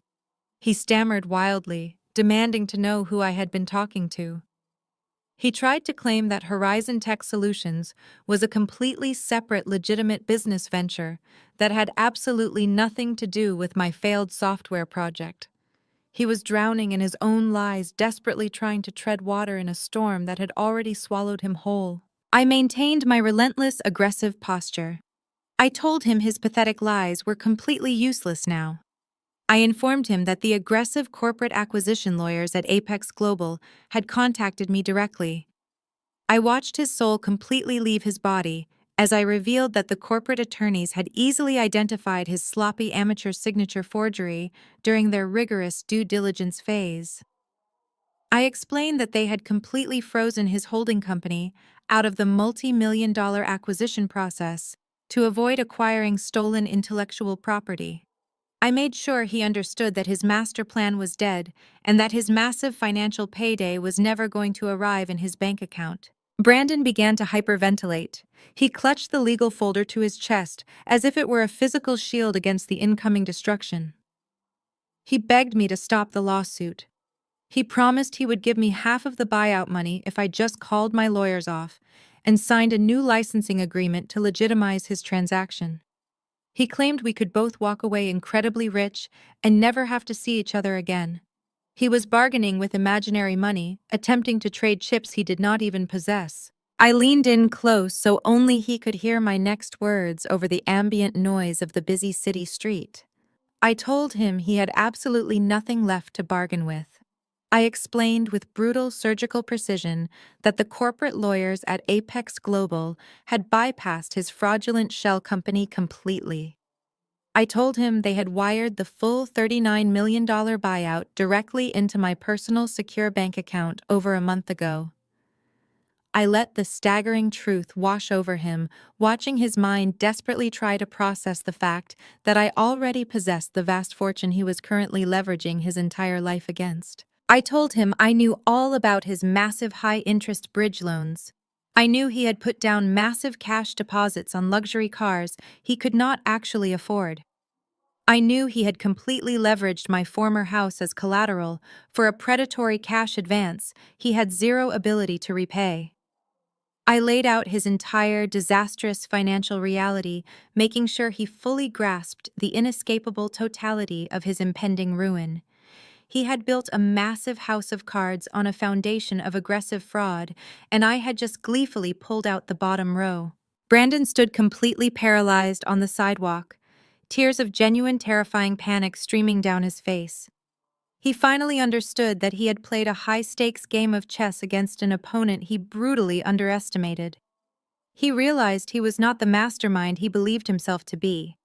He was just a pathetic, predictable criminal who had eagerly sprinted directly into a flawlessly executed legal trap. I turned my back on my trembling, terrified ex-husband and walked calmly back into my corporate building, leaving him to face the total annihilation of his own making. As I walked through the sleek, revolving glass doors of my corporate lobby, I did not look back. I knew exactly what Brandon was doing. He was standing on the busy sidewalk, staring at the thick legal folder in his hands, realizing that every single choice he had made over the last 6 years had led him directly to federal prison. He had traded a loyal, brilliant wife for a shallow, manipulative sister. He had traded a secure, comfortable life for a fraudulent, temporary illusion of immense wealth. He had arrogantly believed that because I was quiet, because I preferred the solitude of my coding environment, to the loud, boastful arrogance of his social circle, that I was inherently weak. He had fatally confused my introversion with stupidity. The truth was that I had spent years analyzing complex systems, identifying critical vulnerabilities, and writing elegant, unbreakable code to fix them. When Brandon made himself the critical vulnerability in my life, I simply applied that exact same analytical precision to dismantle him. I had allowed him to exhaust his energy performing his pathetic seduction routine, knowing it would rapidly devolve into his true bullying nature. I had let him present his predatory $50,000 settlement because it provided the ultimate undeniable proof of his malicious intent. Every desperate move he made today only strengthened my legal case against him. My phone buzzed in my pocket as I stepped into the private executive elevator. It was a secure message from Diana confirming that Brandon, predatory lenders had officially filed emergency injunctions against his holding company due to his missed payments. The dominoes were falling exactly according to our meticulously designed legal strategy. Brandon was now fighting a horrific two-front war. He was facing my devastating civil lawsuit for intellectual property theft and fraud, while simultaneously battling ruthless corporate debt collectors who were actively seizing his leveraged assets. He had no money, no legal defense, and absolutely no way out. I pressed the button for my penthouse office floor, watching the floor numbers climb higher and higher. I felt a profound sense of absolute vindication. Brandon's attempt to bully me into signing away my life work had been the final pathetic gasp of a dying tyrant. He had tried to offer me a microscopic fraction of my own wealth, acting as a benevolent savior, while secretly plotting my total ruin. Instead, I had handed him the blueprint of his own absolute destruction. I stepped out of the elevator and walked toward my corner office, ready to finalize the launch of Lumina Tech Solutions. I had successfully defended my empire, and the real work was just beginning. Brandon stood rooted to the concrete outside the towering glass facade of Melanie Corporate Building.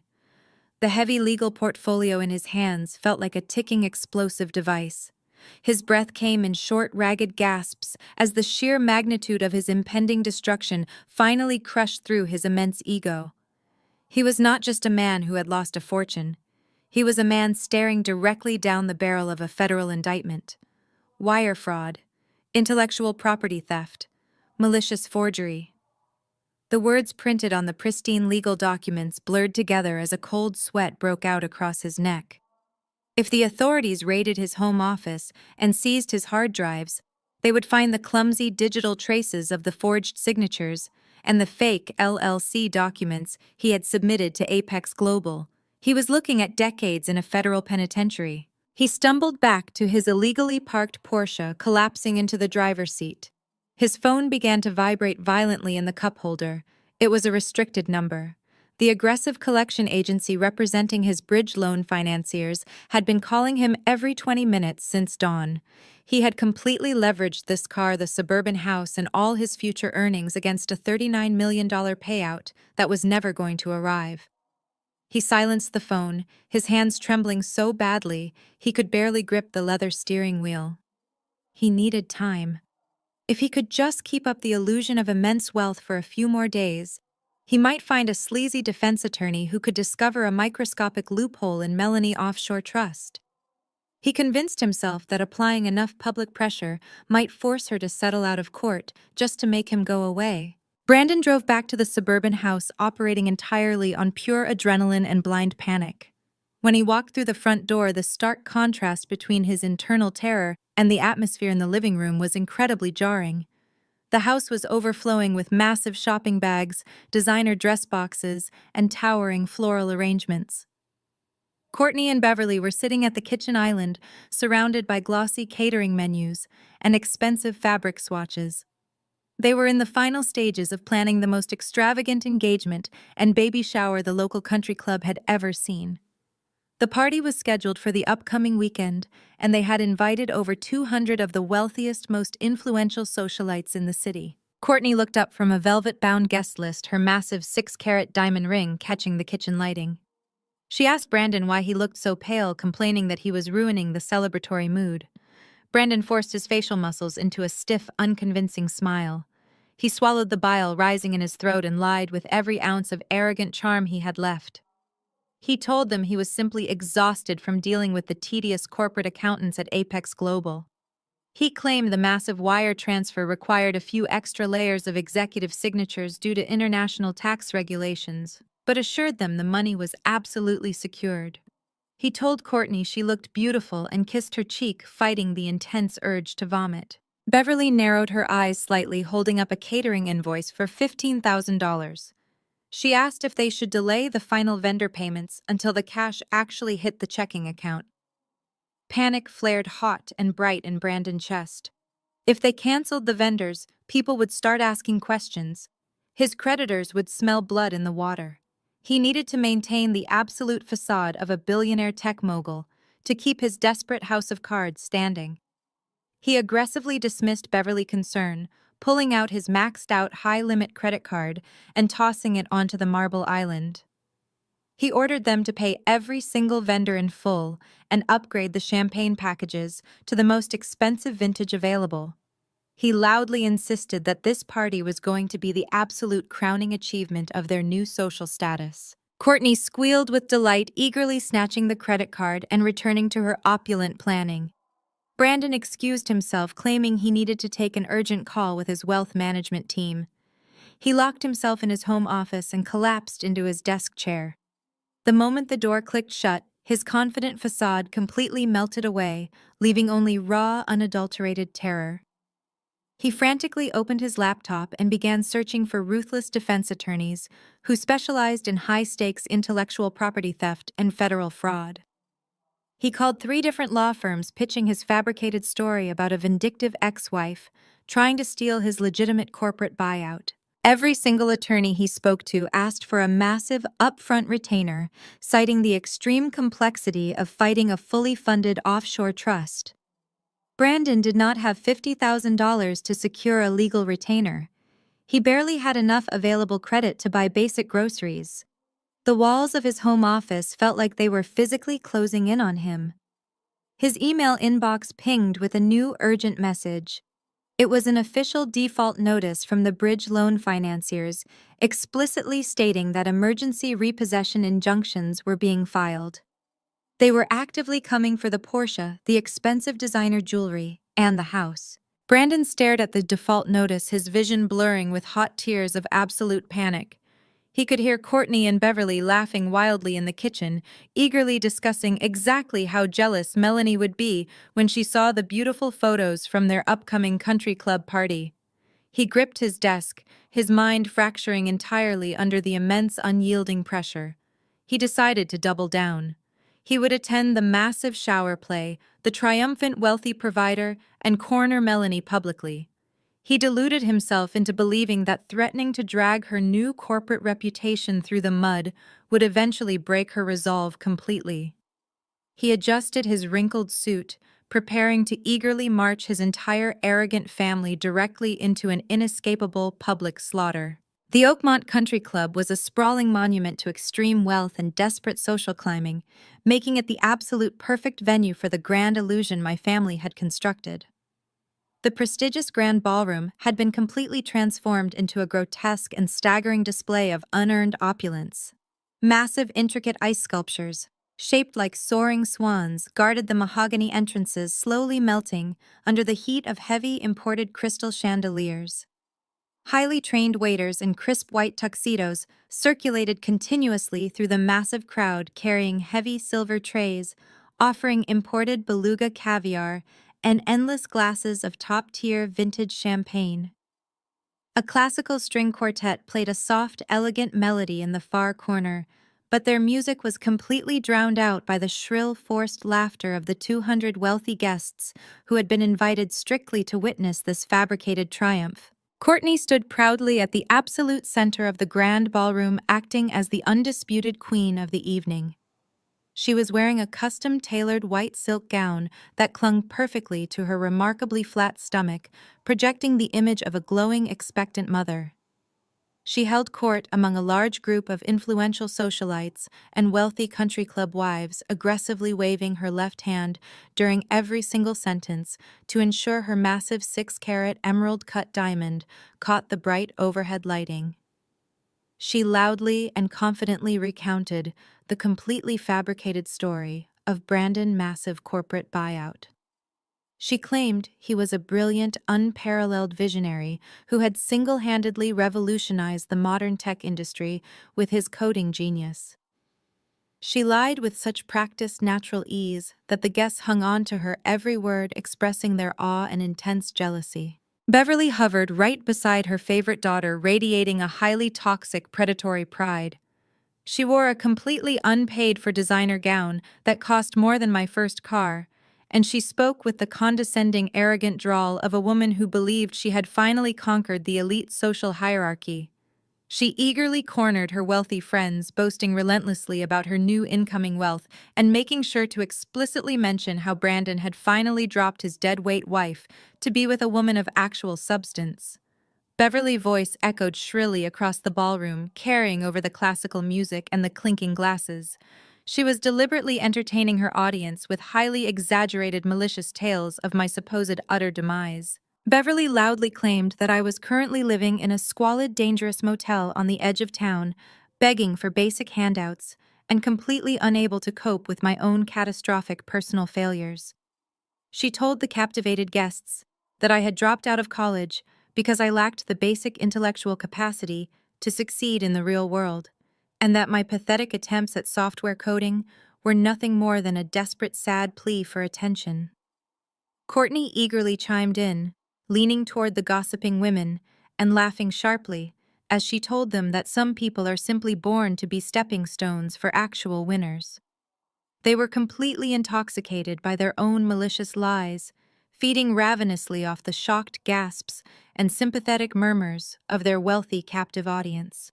They truly believed they were untouchable, standing at the very pinnacle of high society. While Courtney and Beverly reveled in their fraudulent glory, Brandon stood near the crowded open bar, sweating profusely through his expensive tailored suit.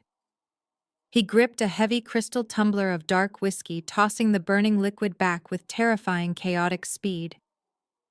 His secure smartphone vibrated violently in his suit pocket every few minutes. Each aggressive buzz was another automated default alert from his ruthless bridge loan creditors, informing him of impending asset seizures. He forced a rigid, terrifying smile onto his face whenever a guest approached to congratulate him on his corporate success, nodding mechanically while his internal reality completely collapsed into dust. He felt like a condemned man standing directly on a trapdoor, waiting for the executioner to pull the heavy lever. Brandon kept glancing nervously toward the grand entrance, desperately hoping to figure out a way to escape the impending public slaughter he had orchestrated for himself. His chest heaved with quiet, suppressed panic attacks. He knew the massive catering bills, the floral arrangements, and the designer clothes were all charged to credit accounts that were currently defaulting. He watched Courtney order another bottle of exclusive champagne for her friends, his stomach twisting into violent knots. He wanted to scream at them to stop spending money he did not have, but he was entirely paralyzed by his own massive ego and the paralyzing fear of federal prison. He was trapped in a gilded cage of his own making, forced to smile and drink while the walls closed in tight around him. Outside the prestigious country club, the weather was crisp and clear. The heavy wrought iron gates of the exclusive property swung open to admit a vehicle that immediately commanded the attention of every single valet on duty. A sleek, pristine black Maybach glided smoothly up the circular brick driveway, its tinted windows reflecting the warm glow of the estate exterior lighting. The vehicle rolled to a silent, perfect stop, directly in front of the grand mahogany entrance doors. The head valet rushed forward, his white-gloved hands reaching out to pull the heavy passenger door open. He expected a high-profile celebrity or a massive corporate titan to step out onto the plush red carpet rolling down the steps. I stepped out of the luxurious vehicle and my polished designer heels clicked sharply against the pavement. I did not look like a broke, defeated college dropout living in a cheap motel. I did not look like a woman who had been thrown out of her home with exactly $500 to her name. I looked like absolute refined power. I was wearing an impeccably tailored high-end midnight blue designer suit that hugged my frame with sharp, aggressive lines. The fabric was immaculate, radiating a quiet, undeniable wealth that made the flashy logos and unpaid-for gowns inside look incredibly cheap by comparison. My hair was styled in a sleek, flawless blowout, and my makeup was sharp, calculated, and totally unyielding. I carried a single, elegant leather clutch that contained all the legal documentation necessary to burn their entire fabricated world straight to the ground. I did not rush. I walked up the wide stone steps with the measured, confident stride of a woman who literally owned everything in her path. The valets and club staff respectfully stepped aside, lowering their heads slightly as I passed through the heavy mahogany doors and into the grand lobby. The air inside the lobby was thick with the scent of expensive floral arrangements and high-end perfumes. I could hear the loud thumping bass of the party music and the chaotic roar of 200 guests celebrating a lie. I walked directly toward the massive double doors leading into the grand ballroom. Two uniformed attendants hurried to pull the heavy doors open for me, their eyes wide with respect for the undeniable aura of authority I projected. The heavy doors swung open, revealing the grotesque spectacle inside. I stepped over the threshold and into the grand ballroom, my posture perfectly straight, my chin held high. I did not sneak in quietly or try to blend into the background. I walked directly onto the polished dance floor, placing myself directly in the center of the massive room. I locked my cold, indifferent gaze onto the exact spot where Beverly and Courtney were standing holding their champagne flutes and laughing at my expense. The effect was absolutely instantaneous. A guest standing near the entrance noticed me first and stopped mid-sentence, his mouth hanging slightly open. The woman next to him turned to follow his gaze, and she too froze completely. The reaction rippled across the massive ballroom like a sudden violent shockwave. The loud, boisterous conversations began to die out in rapid succession. People nudged their partners, pointing silently in my direction. The guests who had just been listening to Beverly malicious stories about my supposed homelessness stared in absolute shock at the stunning, powerful woman standing before them. The stark, undeniable contrast between the pathetic loser Beverly had described and the immaculate multimillionaire standing in the room was physically jarring. The sudden wave of silence swept through the entire venue, absorbing the laughter, the clinking glasses, and the superficial chatter. It was as if someone had pulled the plug on the entire event. Even the string quartet in the corner, sensing the massive shift in the room atmosphere, awkwardly allowed their music to trail off into nothingness. The entire grand ballroom fell completely dead silent. 200 pairs of eyes were locked directly on me, completely mesmerized and entirely shocked by my transformation and my undeniable commanding presence. I stood perfectly still, letting the crushing heavy silence suffocate the room, waiting patiently for my family to finally turn around and see exactly what kind of monster they had created. The air felt completely electric, charged with the undeniable absolute promise of their rapid and total destruction. The heavy silence hanging over the grand ballroom finally broke when Beverly pushed her way to the front of the crowd. The absolute shock on my mother's face rapidly morphed into a twisted mask of violent outrage. She could not comprehend how the broken woman she had discarded was now standing before her, radiating absolute power and undeniable wealth. Beverly marched directly across the polished dance floor, her designer heels stomping aggressively against the hardwood. She stopped inches from my face, her eyes practically bulging out of her head with raw, unchecked fury. She immediately began screaming at the top of her lungs, completely abandoning her carefully crafted high society persona. She demanded to know what I was doing crashing this private event, calling me a pathetic, jealous failure who could not stand to see my younger sister finally get the life she deserved. Beverly frantically waved her hands, signaling for the country club security guards stationed near the entrance. She loudly ordered them to grab me and throw me out, claiming I was an unstable trespasser trying to ruin a beautiful celebration. The security guards took a few hesitant steps forward, but stopped completely in their tracks when I leveled a cold, razor-sharp glare at them. They recognized the undeniable authority in my posture and the expensive tailoring of my midnight blue suit. They saw a woman who looked like she could buy the entire country club and fire everyone in it. Courtney rushed up beside our mother, eager to join the public humiliation. My younger sister sneered, her face twisted with profound arrogance. She aggressively thrust her left hand directly into my personal space, waving her massive 6-carat emerald-cut diamond ring right in front of my eyes. She laughed a sharp, mocking sound, telling me I was absolutely delusional if I thought putting on a nice suit would change the fact that I was a complete loser. She loudly bragged that Brandon had bought her this flawless diamond because she was actually worth it, and that I was just a bitter, jealous ex-wife desperately trying to steal her spotlight. I did not flinch or react to the massive diamond she was shoving in my face. I knew with absolute certainty that the diamond was completely unpaid for, entirely financed by a predatory bridge loan that was currently defaulting. I looked at Courtney and then at Beverly, letting a slow, chilling smile spread across my face. I did not say a single word. Instead, I stepped smoothly around my mother, brushing past her rigid shoulder, and walked deliberately toward the elevated stage, where the string quartet had been playing. The crowd parted for me like the Red Sea.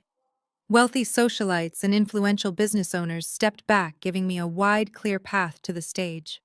They were completely captivated by the intense drama unfolding before their eyes. I walked up the 3 carpeted steps and stood directly behind the elegant microphone stand. The string quartet musicians had wisely retreated to the back of the stage, leaving me in absolute command of the entire room. I reached out and tapped the microphone once. The sharp electronic thud echoed loudly through the massive ballroom, commanding the immediate, undivided attention of every single person present. I adjusted the microphone stand to my height, smoothing the lapels of my tailored suit jacket. I looked out over the sea of faces, locating Brandon near the open bar. He looked like a man standing on the edge of a steep, terrifying cliff, his face completely devoid of color, his hands gripping a crystal tumbler so tightly his knuckles were stark white.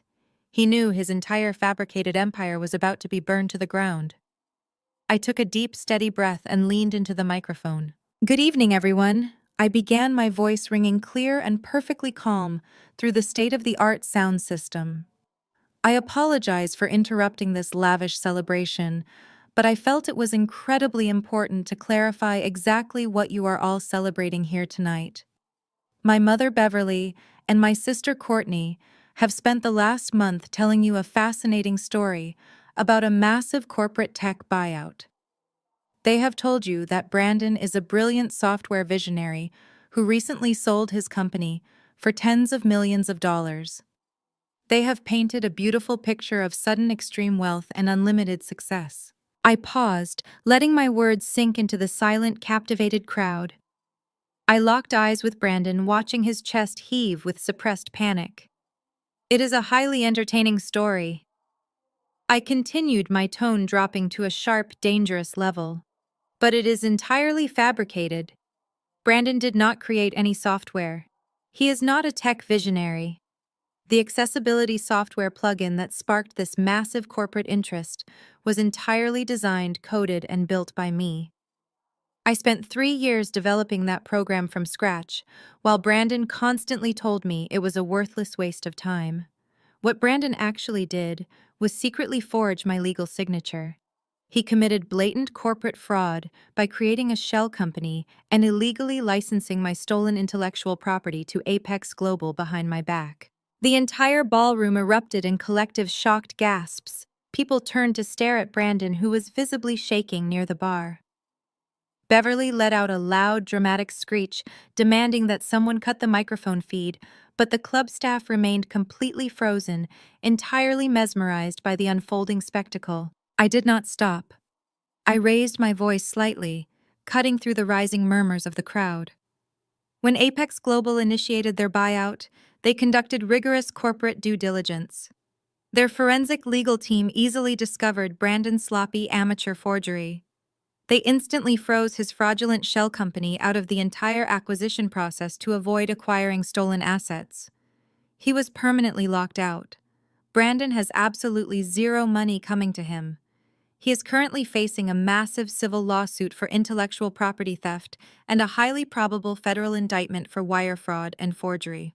The man you are all celebrating tonight is nothing more than a desperate cornered criminal. I turned my gaze directly toward Beverly and Courtney, who were standing completely paralyzed on the dance floor. Courtney's face had turned an ashen, sickly gray, while Beverly looked like she might actually pass out from the sheer public humiliation.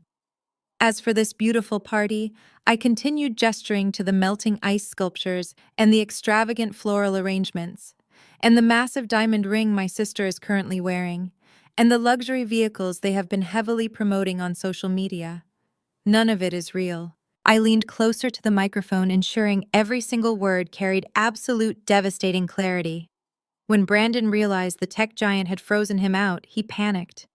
To keep up this pathetic illusion of wealth, he took out millions of dollars in predatory high-interest bridge loans using fraudulent proof of funds.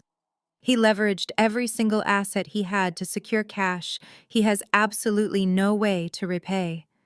Every drop of champagne you are drinking tonight, every caviar appetizer you have eaten, is funded by a massive mountain of toxic defaulting debt. They are entirely broke. They are currently drowning in severe financial liabilities that will inevitably force them into total bankruptcy. They have been parading around the city treating service workers like garbage and mocking my supposed failure, all while standing on a rapidly collapsing house of cards. I let the weight of their total financial ruin settle over the horrified audience. The wealthy socialites who had been eagerly kissing Beverly cheek just an hour ago were now looking at her with profound, unvarnished disgust. No one likes being made a fool of, and my family had just made fools of the entire local elite. I took a final deep breath. But the most ironic part of this entire tragedy, I said, my voice dropping to a smooth conversational volume, is where the buyout money actually went. You see, Apex Global still wanted the software. So they legally bypassed Brandon fraudulent shell company entirely. To secure the rights without any legal liability, they went directly to the sole original patent holder. They wired the entire $39 million buyout directly into my personal bank account. I looked directly at Beverly, watching her entire reality shatter into a million irreparable pieces. That money has been sitting safely in my highly secure offshore trust for a month, I stated clearly. And I want to personally thank my mother for demanding I repay her $2,000 last week. By officially settling all my outstanding family debts, you provided my wealth management attorney with the final piece of legal documentation to completely sever my financial liability from your impending bankruptcy. You truly sealed your own fate. I looked at their broken faces, relishing the perfection of their public annihilation. I stepped away from the microphone, letting the shrill feedback echo through the utterly silent, devastated ballroom. The microphone feedback was still ringing in the ears of the stunned guests when the heavy mahogany doors of the grand ballroom burst open. The disruption was not a late-arriving guest or a fresh tray of champagne. It was the brutal, undeniable crash of reality tearing through their fabricated world. Three men in dark tactical windbreakers stormed into the room, moving with aggressive, practiced efficiency. They were not country club security. The bold white lettering across their jackets clearly identified them as high-risk asset recovery agents. The head agent, a man with a thick neck and a clipboard, scanned the frozen crowd before locking his eyes directly on Brandon. He marched straight onto the dance floor, completely ignoring the horrified gasps of the wealthy socialites. He did not lower his voice or attempt to maintain any sense of high society decorum. He loudly demanded the immediate surrender of the keys to the white G-Wagon and the matte black Porsche currently parked in the VIP circle. He informed Brandon in front of 200 of the most influential people in the city that both vehicles were being actively repossessed due to severe defaults on fraudulent bridge loans. He stated clearly that emergency court injunctions had been officially filed that very afternoon, authorizing the immediate seizure of all leveraged collateral. Courtney let out a sharp, terrified shriek, clutching her stomach as if the repossession agents were physically attacking her. She screamed at Brandon, demanding he do something, demanding he fix this massive public humiliation. Brandon just stood there, completely paralyzed, his expensive crystal tumbler finally slipping from his sweaty fingers and shattering into 100 jagged pieces on the polished hardwood floor.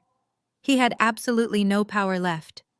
He reached into his tailored pocket with shaking hands and pulled out the keys, tossing them onto the floor like a defeated coward.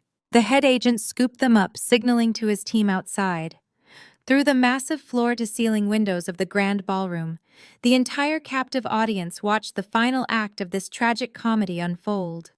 Two heavy-duty flatbed tow trucks had backed into the circular brick driveway.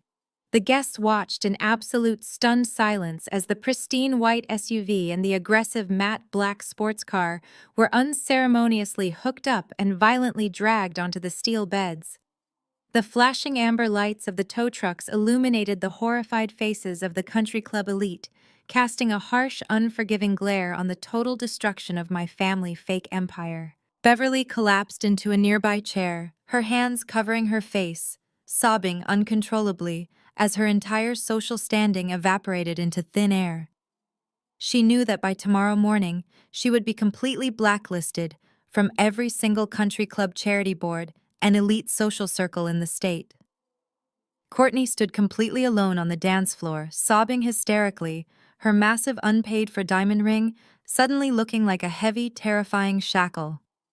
The guests began to aggressively murmur among themselves, pulling out their phones to text their friends outside the club, rapidly spreading the news of the spectacular collapse. I did not stay to watch them suffer any further. I had delivered exactly what I promised.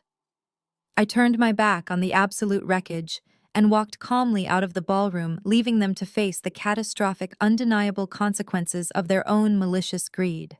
3 months passed before the absolute finality of their destruction was permanently cemented into public record. The crisp autumn wind sweeping through downtown Seattle perfectly matched the cold, brutal reality that had violently consumed my former family. Brandon's arrogant house of cards did not just collapse, it was pulverized into fine dust by the relentless aggressive machinery of the federal justice system. The predatory bridge loan financiers had completely gutted his assets within 72 hours of the disastrous country club incident. They seized the suburban house, emptied his personal checking accounts, and liquidated his remaining meager investment portfolios to cover a fraction of his rapidly defaulting high-interest debt. But the civil financial ruin was merely the opening act of his total annihilation. The United States Department of Justice officially unsealed a devastating 42-page federal indictment against him. He was formally charged with 5 counts of felony wire fraud, criminal forgery, and grand intellectual property theft. I watched the local news broadcast of his arraignment from the quiet comfort of my luxury penthouse. The man walking up the concrete courthouse steps in heavy metal handcuffs bore absolutely no resemblance to the slick, arrogant tech mogul who had tried to bully me on the sidewalk. His custom-tailored designer suits had been confiscated by federal authorities. He wore a cheap, ill-fitting gray detention uniform, his face incredibly gaunt, pale, and covered in a patchy, unkempt beard. The absolute terror in his wide eyes was broadcast in high definition across the entire state for everyone to see. Because his assets were entirely frozen and aggressively seized, he could not afford the massive retainers required by elite corporate defense attorneys. He was assigned an overworked public defender who took one single look at the overwhelming mountain of forensic digital evidence provided by Apex Global and immediately advised him to surrender unconditionally.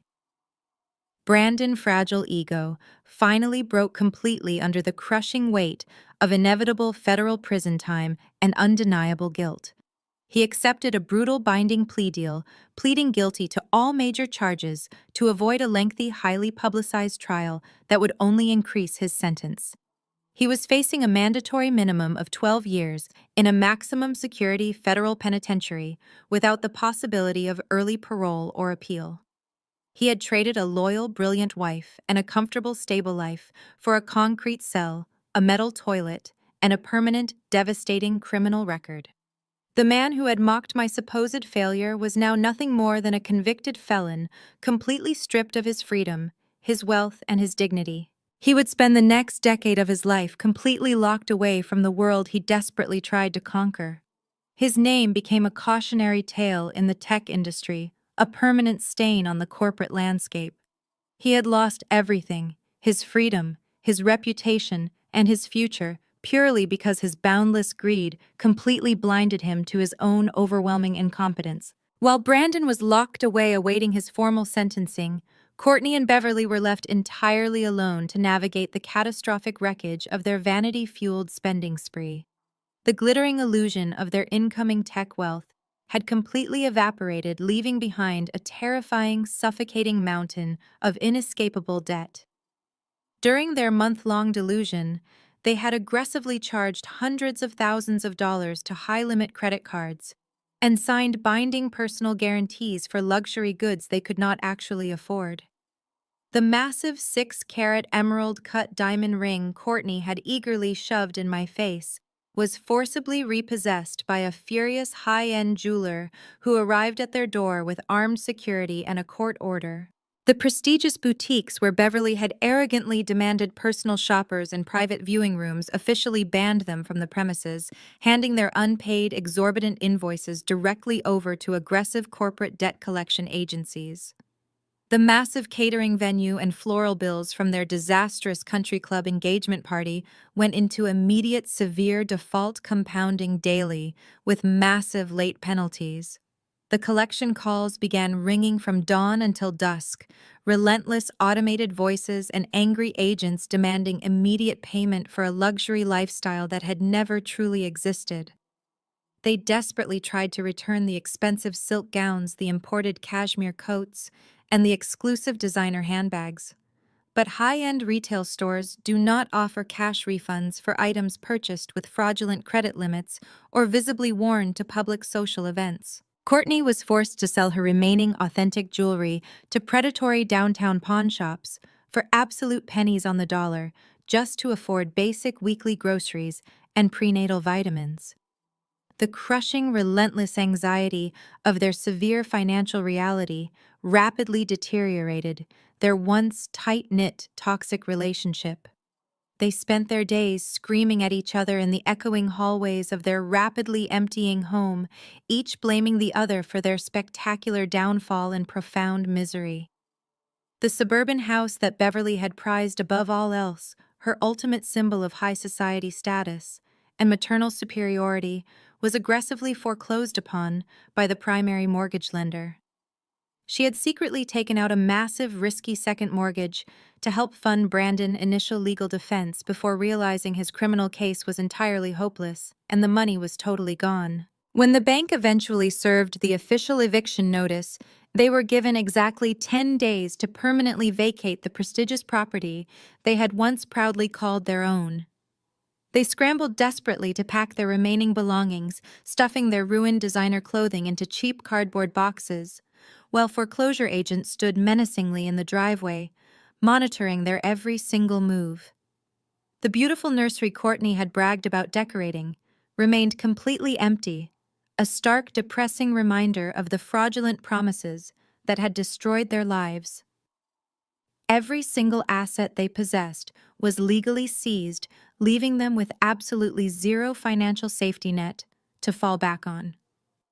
Their credit scores were completely obliterated, ensuring they could not even secure a standard auto loan or basic apartment lease without facing immediate rejection from absolutely every single financial institution in the state. Beverly tried desperately to reach out to her wealthy country club friends, begging them for emergency bridge loans or even a temporary place to stay while they figured things out. She quickly and painfully discovered that high society friendships are entirely conditional and utterly fragile, built solely on mutual wealth and superficial status. The women who had eagerly listened to her malicious gossip and toasted her supposed success completely abandoned her the exact second the fraud scandal broke on the evening news. The country club board of directors officially revoked her long-standing membership, citing the massive public embarrassment of the vehicle repossession incident and her severely unpaid membership dues. Her desperate phone calls went straight to voicemail.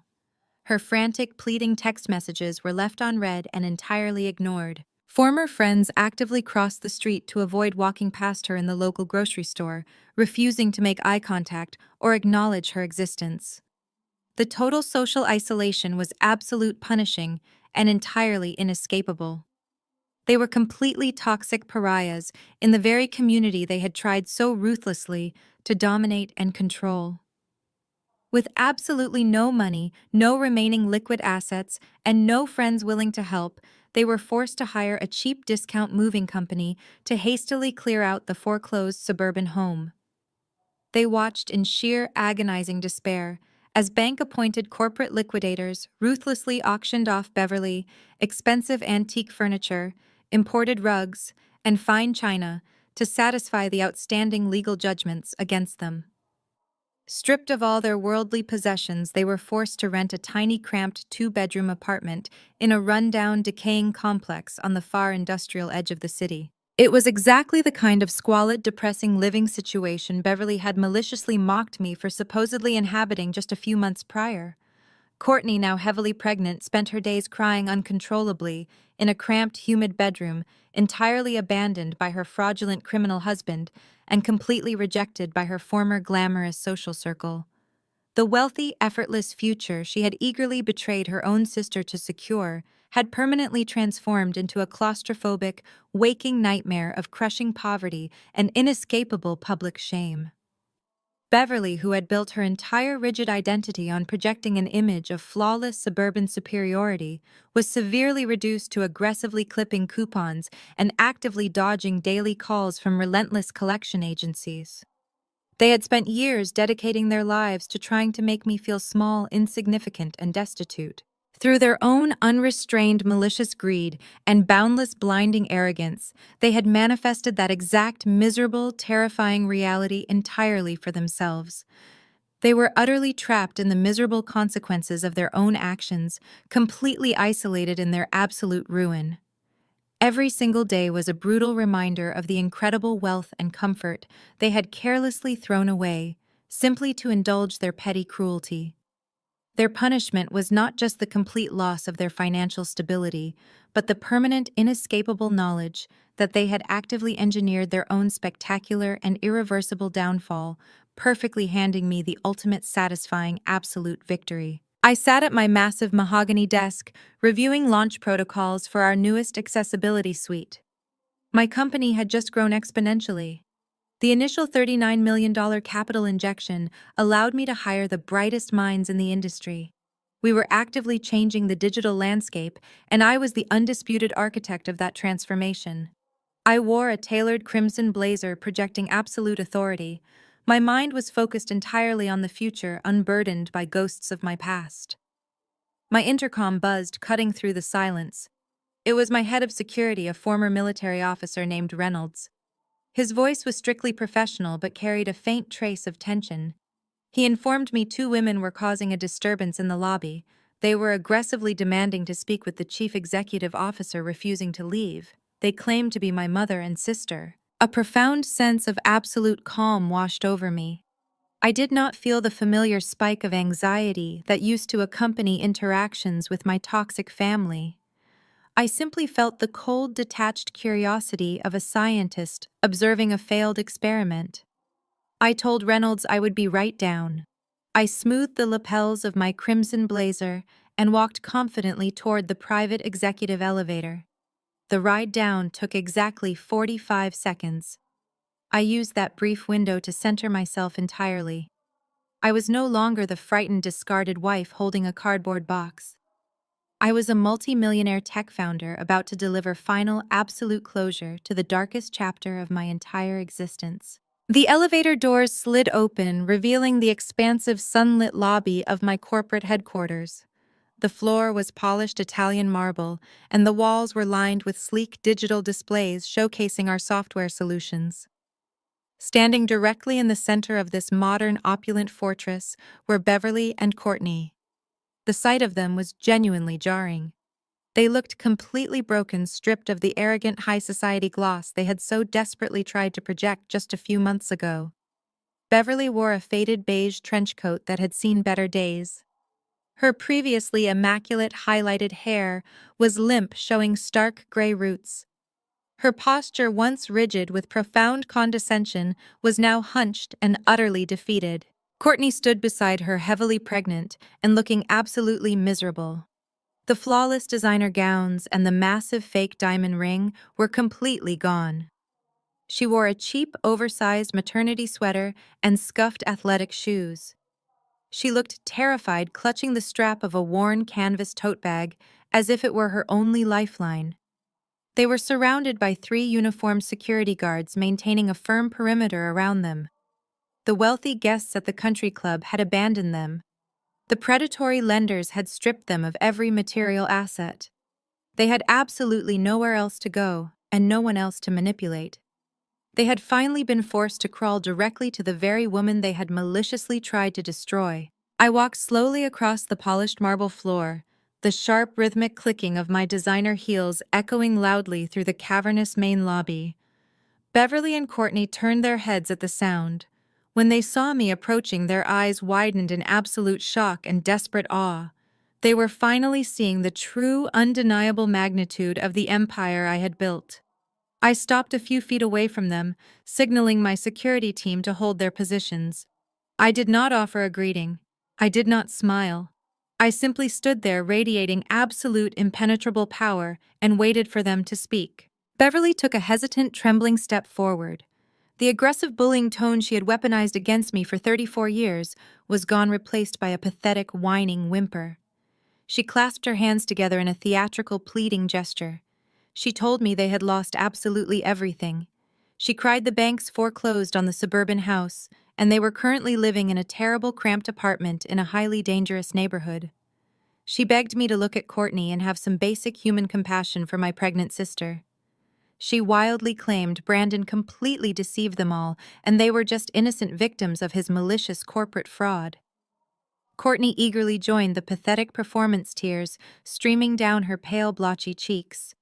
She frantically apologized for her behavior at the country club, aggressively blaming her pregnancy hormones, and Brandon manipulative lies for her profound cruelty. She sobbed she was going to be a single mother with zero financial support and a mountain of inescapable legal debt. She reached her hand out toward me, begging for a second chance. She pleaded that family is forever and we needed to stick together during these difficult times. She asked me to pay off their remaining debts and buy them a modest house so her baby could have a safe place to grow up. She promised they would never ask for anything ever again if I just saved them from this horrific nightmare. I listened to their frantic, desperate begging without a single ounce of empathy. Their apologies were completely hollow, motivated by financial desperation rather than genuine remorse for the devastating pain they caused me. They did not regret abusing me or trying to steal my intellectual property. They only regretted they had backed the wrong horse and lost their luxurious lifestyle. They were trying to use the concept of family they previously weaponized against me to extract my wealth.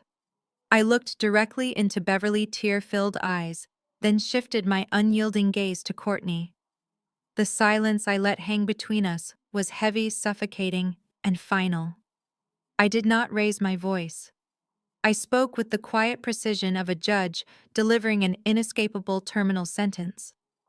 I told them their concept of family was entirely conditional, built solely on utility and submission. I reminded them when I was at my absolute lowest, when my husband betrayed me, and I had only $500, they gleefully threw me out onto the street.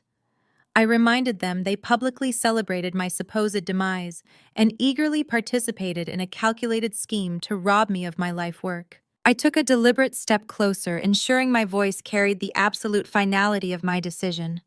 I told them I built this entire empire alone, fueled by the software code they mocked and the resilience they severely underestimated.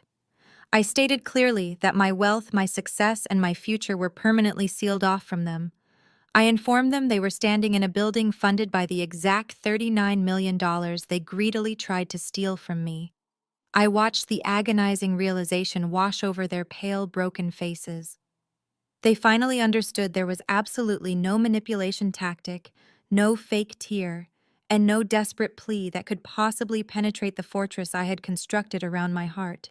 Beverly let out a loud, tragic sob, reaching out to grab the sleeve of my crimson blazer. She begged me to be reasonable, claiming leaving them on the street was too cruel a punishment for any mother to endure. She cried they had nothing left and nowhere to go. I looked at the woman who spent my entire life making me feel inherently worthless. I looked at the sister who eagerly stole my husband and actively plotted my absolute ruin. I felt a profound, deeply satisfying sense of total closure. I delivered the final devastating blow, perfectly echoing the exact cruel words my mother had used against me in the very beginning. "Be realistic," I said, my voice steady and cold as ice. "You need to pack your bags." I turned my back, severing the toxic tether binding me to their malicious greed for over 3 decades. I looked at Reynolds, giving a single private, sharp nod. The security team stepped forward, forming an impenetrable wall of uniforms between me and the sobbing women. Reynolds firmly instructed them to exit the premises immediately, informing them any future attempts to enter the building would result in arrest for criminal trespassing. I walked away, the chaotic sounds of their forceful removal fading into the background. I stepped inside the private metal car, pressing the button for the top floor. The doors slid shut, permanently locking away the pathetic remnants of my former family. The ride up to the penthouse office felt incredibly light. I stepped out into my corporate sanctuary, walking directly toward the massive floor-to-ceiling windows wrapping around my corner office. The vibrant city stretched out endlessly below me, bathed in the warm light of the late afternoon sun. I placed my hands on the cool glass, looking down at the busy intersections. I was no longer a victim trapped in a dark basement, desperately seeking validation. I had successfully transformed my deepest trauma into a powerful, unstoppable empire. I faced the ultimate betrayal and emerged with impenetrable strength.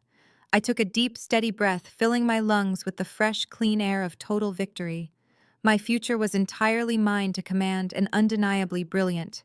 When you spend your life desperately seeking validation from people who are fundamentally incapable of giving it, you hand them the pen to write your story. For years, I allowed my mother's harsh criticisms, my sister's selfish entitlement, and my ex-husband's calculated gaslighting to convince me I was nothing more than a failure. But the truth is, toxic people don't belittle you because you lack worth. They do it because they are terrified of what will happen when you finally realize your own power. The greatest lesson I learned wasn't just how to protect my assets or navigate corporate law, it was the profound strength of silence and emotional detachment. When you are betrayed by the very people who should protect you, your first instinct is often to scream, to defend yourself, to prove them wrong. But arguing with narcissists only feeds their egos. The most devastating response you can give them is absolute indifference. While they exhausted their energy projecting a fraudulent image of success and trying to tear me down, I used my energy to quietly build an undeniable empire. Never let anyone else's narrow, selfish perspective dictate your reality. Your quiet dedication is not a failure, and walking away from toxic family members is not a weakness. It is the ultimate act of self-preservation. Let them have their illusions while you build your reality. Have you ever been pushed to your absolute breaking point by the people who were supposed to be your family? How did you find the courage to finally walk away, set boundaries, and build your own empire? Share your story in the comments below. I read every single one. If my journey to claiming my worth and protecting my peace resonated with you, please hit that like button and subscribe for more stories of surviving betrayal and taking back your power. Remember, the best revenge isn't destruction, it's phenomenal, undeniable success.